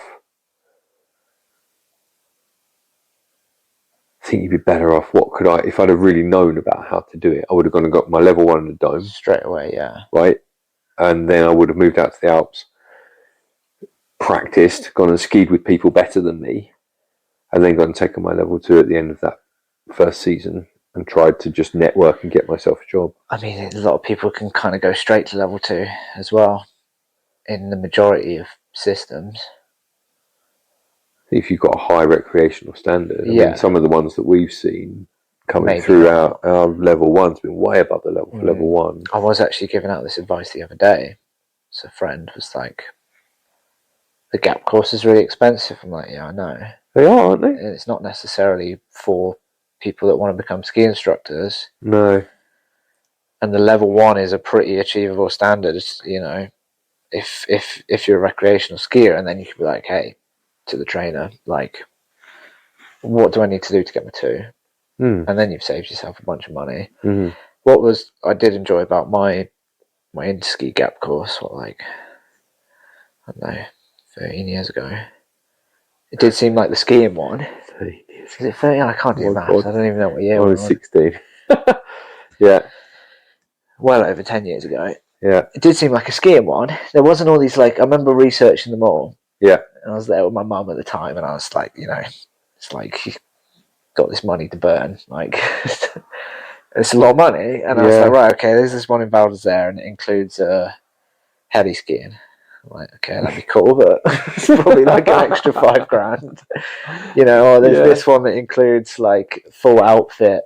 Yeah. You know, cool all that uniform. Extra stuff you don't need. Yeah. And then Interski, I think it was the cheapest one. They still do one, and I think it's similar. It's like, here's your job after. We've got an internal ski school, so you can do a bunch of shadowing. Yeah. And just being around all these low level instructors, I was like, oh wow. I learned a lot just watching them when we were doing the training. Yeah, you know, and who we were doing the training with, she's called Emma. I can't remember the rest of her name now. I don't know if she's still in the industry, but she was like the instructor manager and the trainer of us. So she was going around, and occasionally you just catch wind of this instructor doing this thing wrong. And so we were learning as we were going with that. Yeah, it's great. So there's your skiing advice. The exam advice. What about what would you and beyond, or we what? So we're going from then. Well, let's say all the way to the top. advice, or? Yeah, I mean, you've both been there. So what beyond? So let's say you've gone and got your level 1 and level 2, however it may have been. Yeah. Where would you go next? What's your next step? I don't know, because this is where I thought that actually I should have. I tried to do this way where I was like, okay, I don't need to pay for another expensive gap course, because there was all these kind of level 3 gap courses which still seem to kind of go on, or free like work and train, I believe they call them. Yeah. You know, there's a bunch over in, if we're talking Basie, there's a bunch over in Verbier. Yeah. Oh yeah, easy. I imagine there's the same sort of thing. Maybe. Yeah. PSIE, Jamie runs that kind of thing. Yeah. In Nanda. I think like experience and teaching is going to help you. Skiing, finding yourself in resorts where you're around better people and motivated people, that was a big thing in New Zealand. The lack of work was kind of good at times, because there was a load of people from different organisations who all wanted to go and ski. Yeah. The ski school running training, great, but at some point you do need to take yourself away and just go and do a load of training.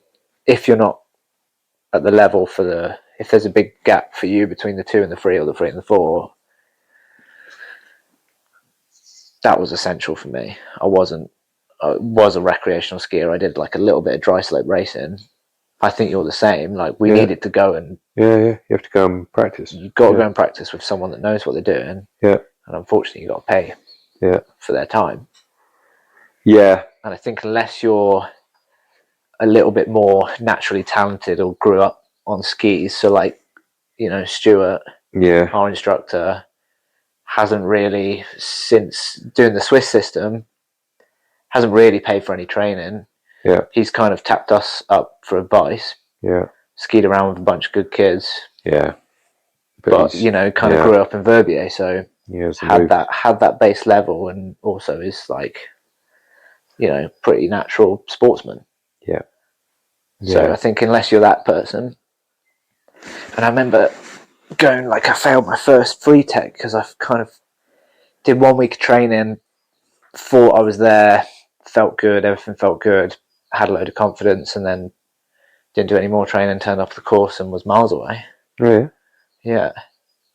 And then the next year I was like, right, let's get like 3 solid weeks of training and pass the free.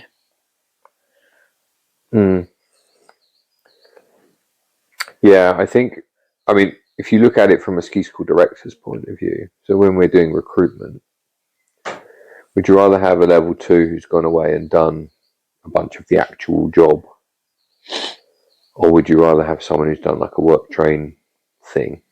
I think probably every day of the week I would take the person that's done the actual job. Yeah. Like experience is key. Yeah, but for their career. For their career. In terms of just going along and passing exams, there's so many modules in a lot of these, in a lot of the level 3s. I mean, mine just took ages to tick them off. Yeah, seasons. Ski. I don't know how it was when you did it, but when I had to go through the British 3, you had to go to Scotland for one of the weeks. Yeah, I went to Scotland. Right, we both went to the Scotland. You don't have to do that anymore. No. But you had to do the coach, you had to do the tech, you had to do the teach. There was something else. Coach 1, something else, mountain safety. Like, it's just relentless. It was almost like it was a slowing down mechanism. It was almost unachievable in one season, especially with the mountain safety. Oh no, you didn't have to log tools for the first one, do you? No. But so you're saying you'd rather have a level 2 that's done a season teaching than one that's done like a mixed season where they've worked peak weeks and done a load of training? Because I think the guys that have done a load of training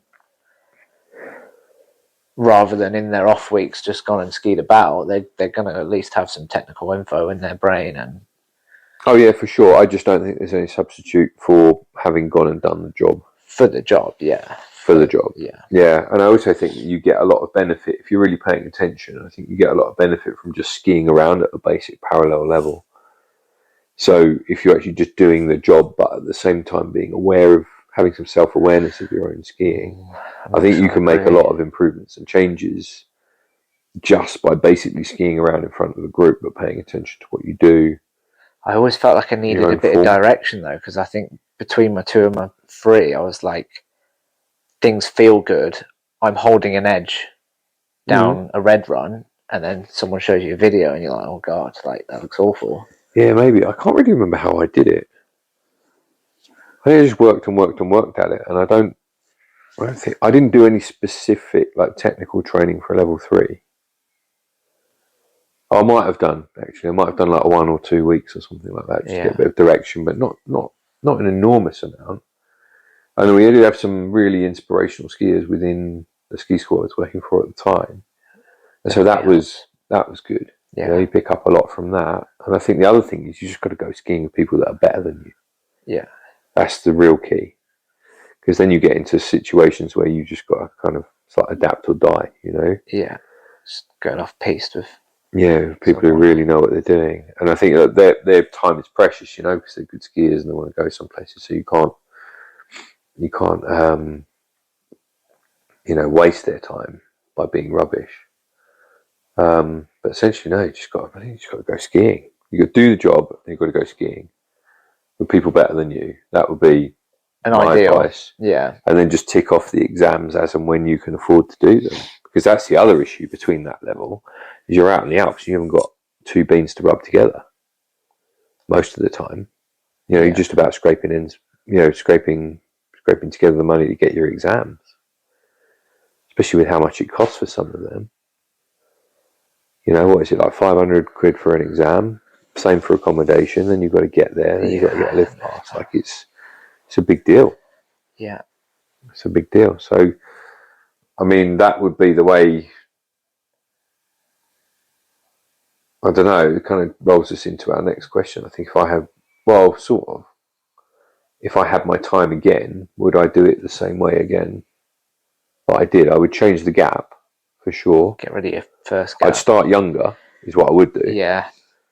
So I would have done it when I first thought about it, actually, which was when I was 20-something, not when I was 30-something. Yeah, but then would you have had the financial backing? I'm assuming you had the financial backing from your city job. No, not really. Like we shut down the brokerage, and that just about, because it was credit crisis time. So we kind of shut down. There was some money, but not a lot. No. Essentially, I pretty much sold up everything to come out here. But the first season, I was working 3 jobs. Right, so ski instructing in one of the worst seasons that we ever had since I can remember, which was 2009, 2010. It was terrible. It snowed like once and a half. And there was no real work at the ski school. I was driving transfer buses backwards and forwards to Geneva Airport at night. And I was trying to do a bit of like part-time blogging and journalism on the side. And you did the gap course early season, didn't you? Yeah, I did it in the summer. I mean, that's quite... And then you had that, and then you got the job. Yeah, I wrote to literally every Swiss ski school in the Alps. And Morjan took you. And Morjan took me, luckily. Thanks, Rolf. And I've been here ever since, like around the area. But like that... So no, it wasn't... I didn't have like limitless funds to do it. It was, I was, in the early years, I was writing to my mum kind of every other month going, hey. Yeah. I was 30-something. That's embarrassing. And eventually, those days have ended. I assume that you were not like these kind of, there's this category of like hobby instructor. Yeah, independently wealthy.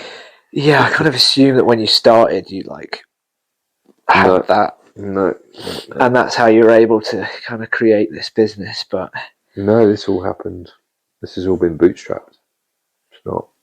That's why I guess I'm a bit more precious about it, because I know what what it came from, which is essentially nothing. Yeah. And it started with me building kind of my own book of kind of loyal clients. So you're 30 when you came? I was 33. And then when did you get your brevet? Oh my God, that's a really good question. 2015 or 16, maybe. How old are you now? Are you allowed to say this on the podcast? 48. I keep forgetting how old you are. Yeah, so I think I've been here 16 years now this season. And yeah, I think the ski school's getting on for maybe 10 years or something. So between the getting your brevet and starting the ski school, how long of a gap was that? Or was it almost immediately? Almost instantly. You were like, because as soon as I got it, done it. Well, kind of as soon as I got it, I said to my boss, "Look, I'm a big deal now." Yeah.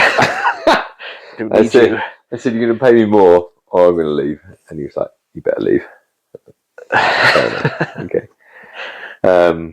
It was kind of inevitable because kind of what I was asking for was more than they were paying the other guys, and it only had a limited future because in that school, a little bit like what the economics that I've got with some of you guys now is it costs a fortune to pay you. You get all the work, but you're on the biggest salary as well, and that just wasn't an option where I was. So I just had to go and do my own thing. And actually, realistically, it was the best thing. They kind of knew that it was going to happen anyway. Yeah.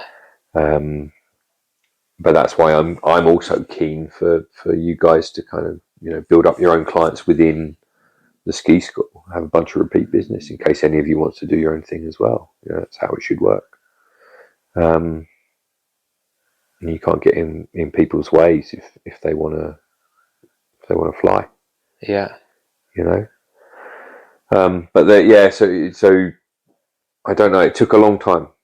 It took a very long time. It must have been, I don't know exactly how many years it took me to get all the way through to finally to the position where I could start my own thing. Yeah. But it was always the ambition, is to have my own school. But if I did it again, I would skip the gap bit, but otherwise I wouldn't change much. The rest of it the same. Yeah, because in hindsight, those were wasted weeks. We had a very different kind of arrival journey to the same kind of fully qualified point, didn't we? I guess mainly because of the age of starting. Yeah. Like yours was a second career. Yeah, mine feels like it's been a slog though, because I've been fighting against my age all the way through. Yeah. And physical limitations where, you're, what are you, 30? 30 now, yeah, and I think But you've still got you're still amazingly flexible and you're still incredibly agile. But I kind of ticked all the exam boxes that needed muscles when I was 26. Right. Yeah. Which I think is that would be if I could go back in time to a former version of me, I'd be like, when I first thought of this, sometime in my 20s, I should have just done it then. Yeah. But I think I would have ended up as a snowboard instructor. Oh yeah, because you're a snowboarder. So I was a former snowboarder.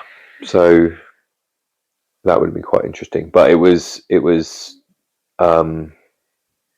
that probably that would go under the bucket of advice for people. If you think about it, you've got to go and do it while you're young. Yeah. Because this isn't a game that you can pick up late with what they're asking for at level 3 and 4 in terms of agility and performance.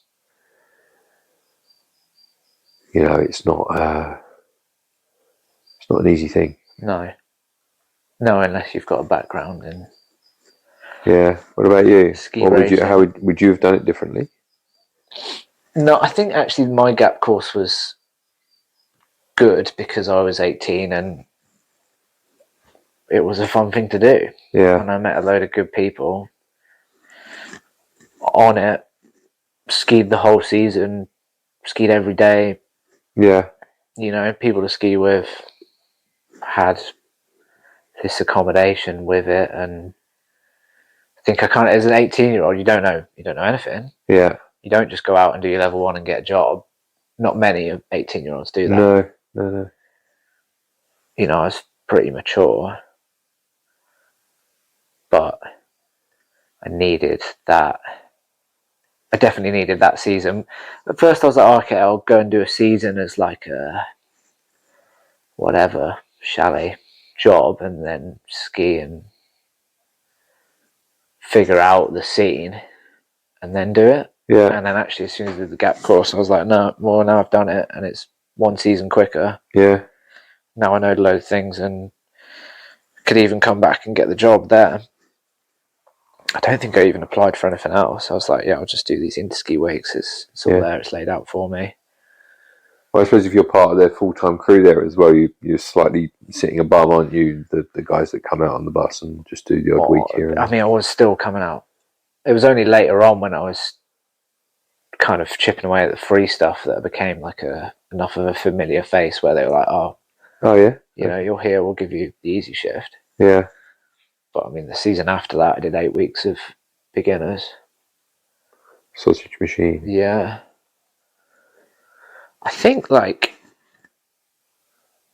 for me, the travelling part later on, kind of from 3 to 4 or 3 to Swiss qualified. Yeah.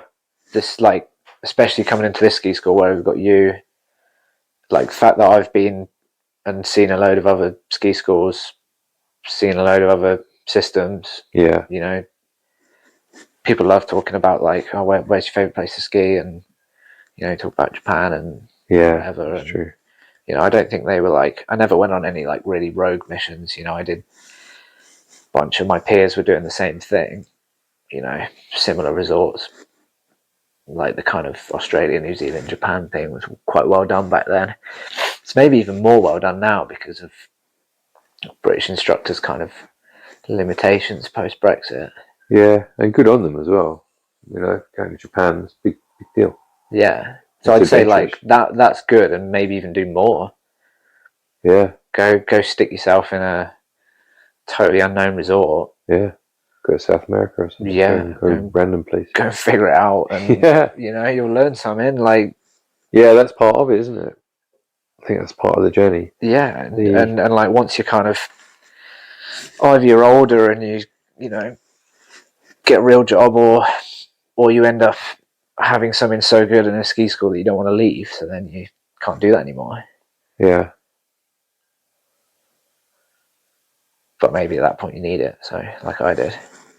So that's definitely... Well, I think there is that, because I think, you know, I mean, the other thing that, apart from, you know, the age being against me, I think all the way through that would be also that I arrived here with,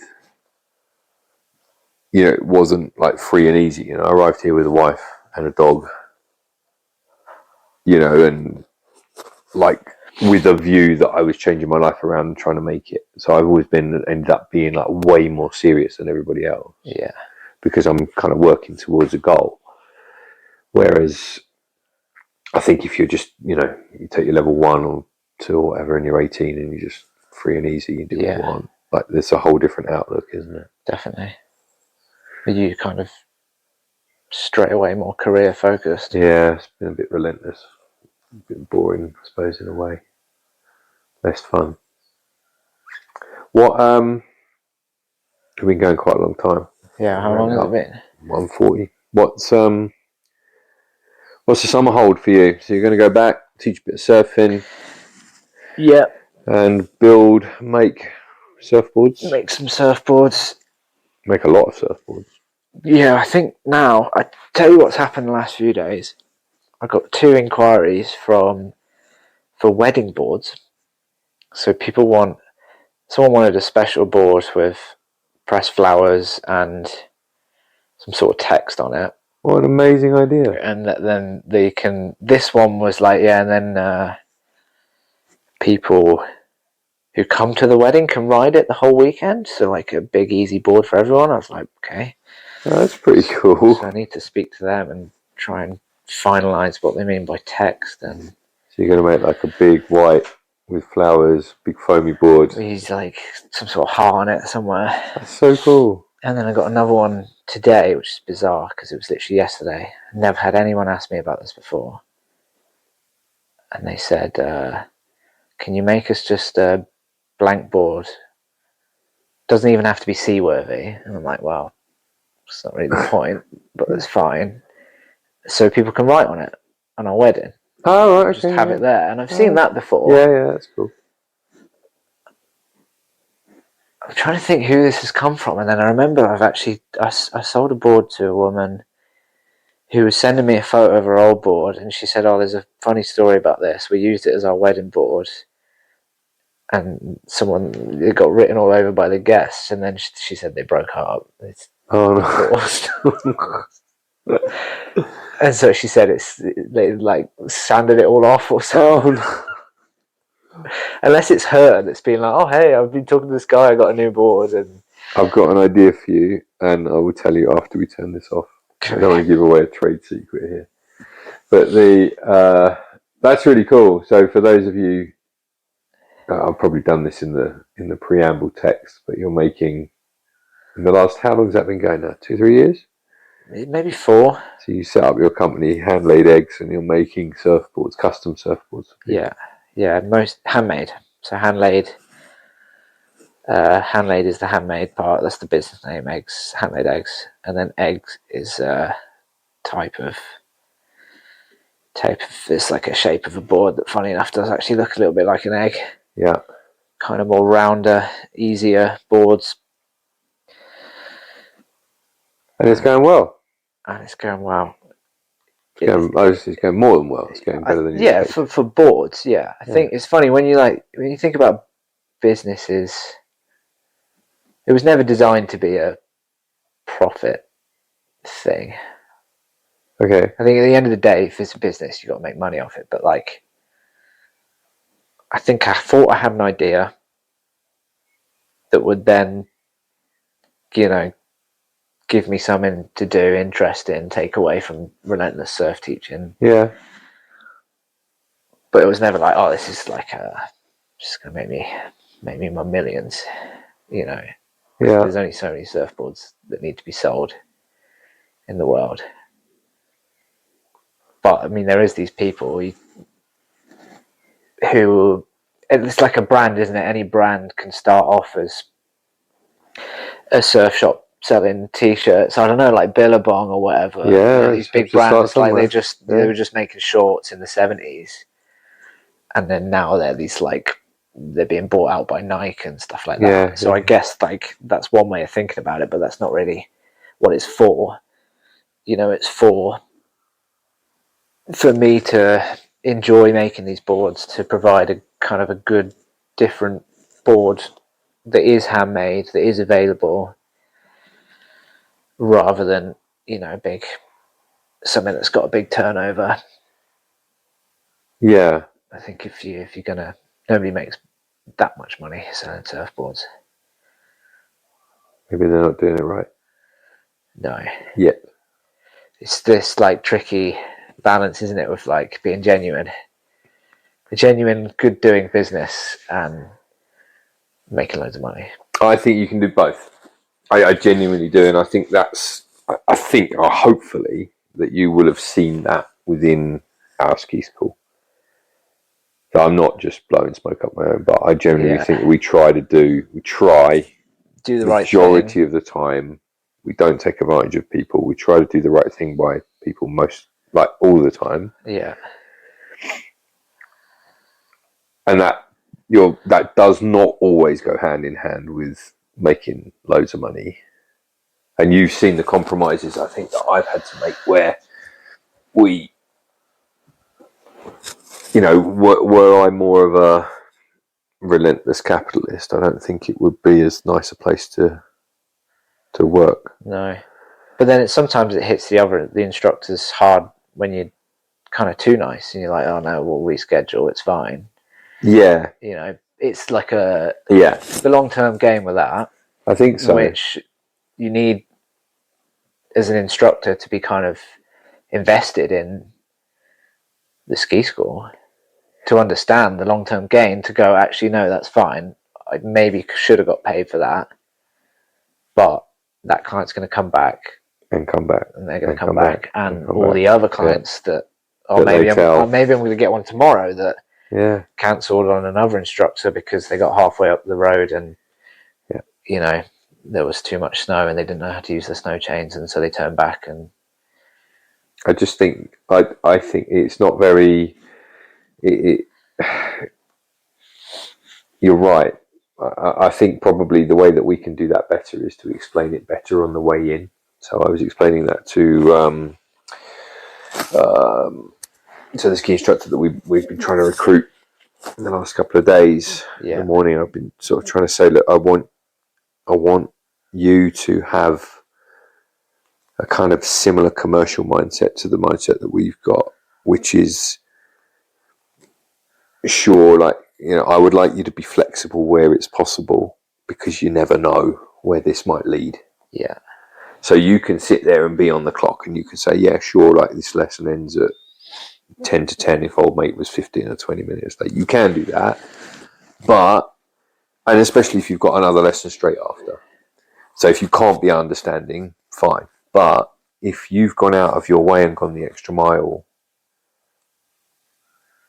for Mr. and Mrs. Smith, Mr. and Mrs. Smith might really, really appreciate that. And they might book you next weekend.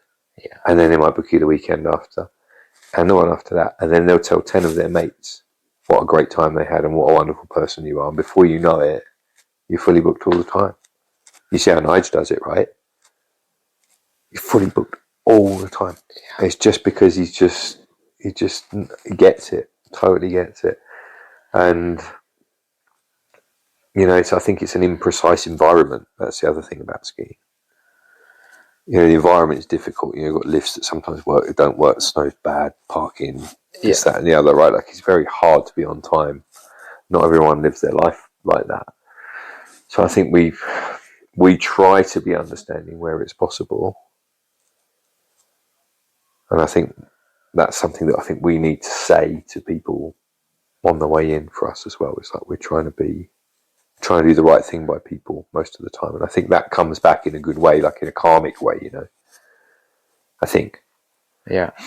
And the same seems to me, it applies to you with the ecosystem that you're trying to create with your surfboard company. Yeah. You're creating nice stuff for nice people. Yeah, and it's got this personal touch. So if you turn around and go, wow, this is it. This is what I've made you, so you're going to take it. You read the terms and conditions. That's not a great way to do business. And then, maybe they'll I'd expect that if I was buying a dishwasher from, I don't know, B&Q or wherever you buy it from, right? You buy the wrong one. Yeah, they're too big of a company to. Yeah, and you go and try and put it in your house or something and it doesn't fit, and you go back and say, I'm really sorry, I bought the wrong one, and they're like, screw you. Like, we don't care. Or we don't know you're lying.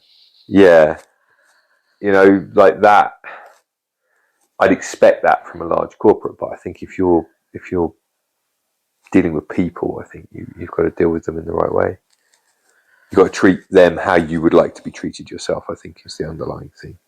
Yeah. Which is kind of how I like to try and do it, but I understand that doesn't always work for everybody. I think, like, you're there communicating with these people as well. Yeah. And so it probably feels even harder for you to say, you've communicated with them personally from the start. It's not even that they've gone through a booking system and then turned up late. It's like you've spoke to them. Yeah, we've set it up. It's the same process that you're using. Exactly. Right? Like, everything's detailed and in person. Yeah, and sometimes for hours. Yeah. And then you turn around and go, well, I'm still going to take your money. Just doesn't feel so good, does it? I don't think so. No. And I don't feel like we deal with people that try and cheat. No, most of the time I think the people that we deal with are nice, and that's why I can say to people, I think our company's like a meeting spot for nice people who want to meet nice instructors. That's kind of how I view it. Yeah. Very rarely you get. Yeah, but it strikes me that's the vibe that you've got going on with the surf company. It's the same thing. It's these are people that are looking for something slightly outside the mainstream. Yeah. And then they find you, and you're offering them exactly that, but in a really personalised way. It's really cool. Yeah. You're onto something for sure, because I bet you that doesn't really exist that much. No, that's the kind of feedback I get. Yeah. And that, when I was starting, I was like, where are these people? Like, I know they're there. Yeah. It's trickling. Yeah. Trickling in. And then, like you said, someone that I thought I'd maybe pissed off ends up recommending me. I'm like, I thought that person wasn't actually that happy. And they were like, but they did a great thing. You made them that board again. Yeah, you got it. Like, it wasn't right the first time, but you made them that board again, and that meant a lot to them. So they told 5 people about it. It's easy. Easy. All right. Well, listen, I'm going to let you go. We've already taken up quite a lot of time. Yeah, you feel free to cut it. I don't know. Again, the vibe is. You can tell this one is way. What's going on? There you go. That's the natural end. Yeah, it's a natural end. Someone's trying to sell me something. Yeah. You've been away from your phone for an hour and. It's exactly 40. almost 2 hours. You're going to get back to. Well, to be fair, it's not exactly the time for inquiries, is it? I don't know who's ringing me. No, that'll be a cold call. Yeah. But but thank you very much. Appreciate that. Now the relaxed pace of this, I think, reflects that we know each other. I hope it's been good for the listener. It might be too chilled. This is a going to sleep one, I think. Yeah. It's been funny to be on the other end. I thought there'd be a studio. There's no studio. There's no studio. There's a couple of mics on my phone. There's no headphones. There's no glamour. Right. See you later.